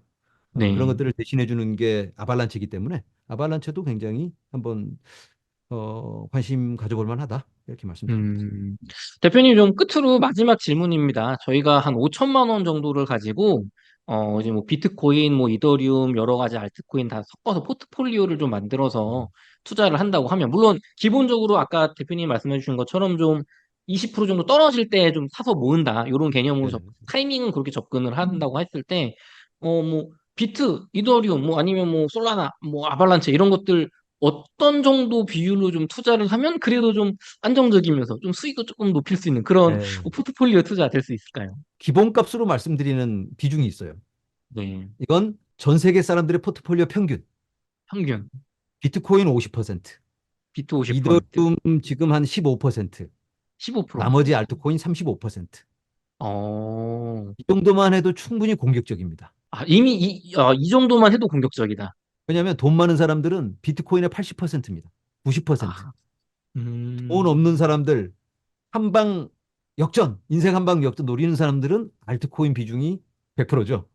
네. 그 평균이 맞춰져서 아까 말씀드린 그 비중이 맞춰지는 거거든요. 그래서 네. 그 정도면 충분히 좋지 않을까라는 말씀을 드리는데 사이클의 후반부로 갈수록 알트코인 비중을 조금 더 올려도 좋겠다. 음, 일단은 어느 정도 그 정도 선에서 표준을 잡아보고 네. 그다음에 시장이 좀 뜨거워질 것 같고 조금 더 무르익어가면 추가 자금 유입은 알트로 가는 게 더 낫다. 이런 말씀을 음, 드립니다. 그럼 비트코인 상승장이 크게 온다면 그 뒤로 갈수록 조금 알트 비중을 높이는 게 좋다라고 보시는 거네요. 상승에 이르고 있고 이제 네. 어느 정도 많이 올라서 이제 언제 끝나나 혹시 지금이 최고 그 아닐까? 정도까지 올랐을 때, 아니 그 정도 되면 그때는 네. 이제 얼른 알트를 비트로 전환을 해야 됩니다. 알트를 팔고 비트로 가야 되는 거군요. 왜냐하면 이제 언제 꺼질지 모르는 상황이면 네. 분명치 않을 때, 이 정도면 조금 나와야 되지 않을까 할 때는 알트 먼저 네. 정리하자. 왜냐하면 비트는 음, 무너져도 그렇게 많이 무너지지 않은데 네. 알트는 타이밍 한번 잘못 잡으면 90% 하락입니다. 비트코인 투자하시는 분들 중에, 나는 내년에 상승장 불장이 와도 비트코인 전량 매도를 안 할 거야. 네, 50% 남길 거야. 어떤 분들은 뭐 80% 남길 거야. 나는 2030년까지 모아만 갈 거야. 이런 분들도 음, 계시거든요. 그러면은 뭐 대표님은 그 전략에 대해서는 어떻게 생각하시는지 하나 하고, 두 네. 번째는 알트코인, 이더리움을 포함한 알트코인은 요번 상승 불장 끝 무너지기 전에 전량 매도해야 된다고 보시는지 두 가지 좀 궁금합니다. 비트코인을 10년, 20년 가지고 간다. 매우 좋은 선택이라고 봅니다. 음, 본인의 성향에 맞춰 투자하는 건데 본인이 네, 어차피 10년, 20년 보는 거라면 굳이 매도할 필요 없습니다. 적립식 투자와도 연결되는 건데 어차피 그렇게 네, 보는 거면 돈 있을 때마다 산다. 이것도 네. 매우 좋은 선택이다. 이걸 하고 있는 음, 사람이 바로 마이클 세일러입니다. 그렇죠. 계속 사요. 마이클 세일러한테 아유 당신 투자 잘못하네 이렇게 말할 사람이 몇 명이나 있을까? 충분히 좋은 음, 선택이다라고 말씀드리고 이 영상을 보시는 분들 중에 비트코인만 100% 가지고 계신 분들 계실 거예요. 그런 네, 분들 잘 알고 계신다라고 말씀드리고 그리고 음, 이번 사이클에 본인의 상황에 맞게 어느 정도 수익 실현을 하는 것도 좋지만 수익 실현을 안 하셔도 괜찮다. 어차피 장기로 가는 거라면 굳이 수익 실현을 해도 그 문제는 이거예요. 현금화 시키면 이 현금 가지고 뭐 할 건가? 음, 결국 할 수 있는 게 현금 가지고 있으면 또 한 5년 지나서 뭐 다음 사이클까지 기다린다면 그때까지 있을 인플레이션은 어떡하나. 어차피 음, 바잉 파워는 사라져서 현금 녹아버립니다. 네, 그럼 이걸 가지고 그럼 다른 어디 투자를 할까? 마땅한 데도 없어요. 그렇게 음, 생각해 보면 비트코인도 나쁘지 않다. 이렇게 네, 말씀드립니다. 사실 저도 음, 개인적으로는 지갑을 따로 갖고 있습니다. 이건 뭐 아, 끝까지 가는 물량을 따로 갖고 있고 이 물량은 기회가 되면 팔고 그런데 이제 제가 목표가를 정해놓고 저는 이제 분할로 단기적으로 분할 매도를 하게 될 텐데 음, 제가 원하는 목표가까지 안 간다면 안 가면 말고 나머지는 그냥 계속 가져가면 되는 거니까 저는 부담이 없죠 그렇게 음, 생각하면 네, 그런 식으로 생각해도 괜찮겠다 이렇게 말씀드려요. 그럼 이제 이더리움이나 알트코인 같은 아 경우는 좀 어떻게 보시나요? 이더리움 알트코인은 이더리움도 길게 볼 수 있는 코인인데 이왕이면은 하락장에서는 비트코인이 훨씬 방어력이 좋으니까 음, 가능하면 옮기자. 가능하면. 가능하면, 옮기는 과정에서 좀 남을 수 있죠. 팔려고 그랬는데 목표가를 정해놨는데 거기까지 안 가서. 그러면 어쩔 음, 수 없이 좀 가지고 있는데 네. 메이저가 아닌 코인들은 손실 보고라도 다 정리하고 그냥 싹 다 비트로 가자. 그럼 이더리움은 가능하면은 상승장 끝물에 팔아서 현금하거나 이 비트코인으로 옮기면 좋겠고 혹시라도 좀 물리더라도 괜찮다. 근데 나머지 알트코인들은 무조건 싹 다 팔아야 된다. 싹 이렇게 다는 아니고 본인마다 네, 또 좋아하는 프로젝트가 있잖아요. 어떤 네, 분들은 이거 갖고 있으면 5년 안에 뭐 100배, 1000배 된다. 이런 네, 코인들도 있어요. 그러면 본인들의 신념이 있다면 괜찮습니다. 그것도. 네, 그리고 이더리움도 뭐 웬만하면 다 팔자는 아니고 이더리움도 음, 비트코인보다 크게 뒤지지는 않습니다. 하락장에서. 그래서 네. 이더리움도 같이 가져가도 괜찮다고 생각해요. 비트코인만은 못. 알겠습니다. 대표님, 긴 시간 동안 많은 인사이트 나눠주셨는데요. 끝으로 저희 웅달 책방 시청자분들을 위한 한 말씀 부탁드리겠습니다. 네, 이 영상을 보고 계시는 분들 중에 코인에 벌써 투자를 하고 계신 분들이 많을 거라고 생각합니다. 그런 분들께 해당되는 말씀이에요. 우리가 굉장히 많은 시간을 기다려왔습니다. 2021년에 진입하신 분들이 꽤 많으실 텐데 힘든 시간 돌아보면 우리가 그런 시간을 지나왔다. 그런데 지금 한두 달 횡보, 어쩌면 또 20% 하락, 어쩌면 우리 예상을 뛰어넘고 더 큰 하락이 있을 수도 있습니다. 음, 그때가 되면 2021년 힘들었던 2022년입니다. 정확하게. 그냥 힘든 것도 아니고 어느 분들은 또 거래소에서 큰 소중한 투자금을 잃어버리신 분들도 계십니다. 아, 음, 그런 상처도 있고 우리가 상처 속에는 절망과 또 피폐한 그런 우리들의 정신 세계까지 있었습니다. 그런 것들을 떠올리면 이 정도쯤 우리가 충분히 이겨나갈 수 있지 않을까? 설사 힘든 음, 시간이 온다고 해도 지금 우리는 상승장에 와 있다. 이 말씀을 먼저 드리고요. 하지만 상승장 속에서도 예전에 30% 하락이 계속 있었던 것처럼 이번에도 20% 하락은 그냥 일상처럼 있을 수 있다라고 말씀을 드립니다. 그런 순간이 온다면 예전에 힘든 순간 생각하면 뭐 이 정도 기다리는 건 뭐 껌이지. 이렇게 음, 생각하고 가면 어떨까? 그리고 전체 사이클을 좀 생각하시고 적어도 우리가 올 말 적어도 그리고 내년 어디쯤에 우리가 어떤 우리들의 결실을 찾아오는 수확을 하는 그런 음. 시간으로 가면 우리가 충분히 유의미한 결과를 우리가 가져오지 않을까 이런 말씀을 드려봅니다. 모두 힘내시고 성공 투자하시는 여러분들 되시기 바랍니다. 이렇게 해서 비트슈어님 모시고 인터뷰를 나눠봤습니다. 긴 시간 동안 수고 많으셨습니다. 수고하셨습니다. 네, 감사합니다.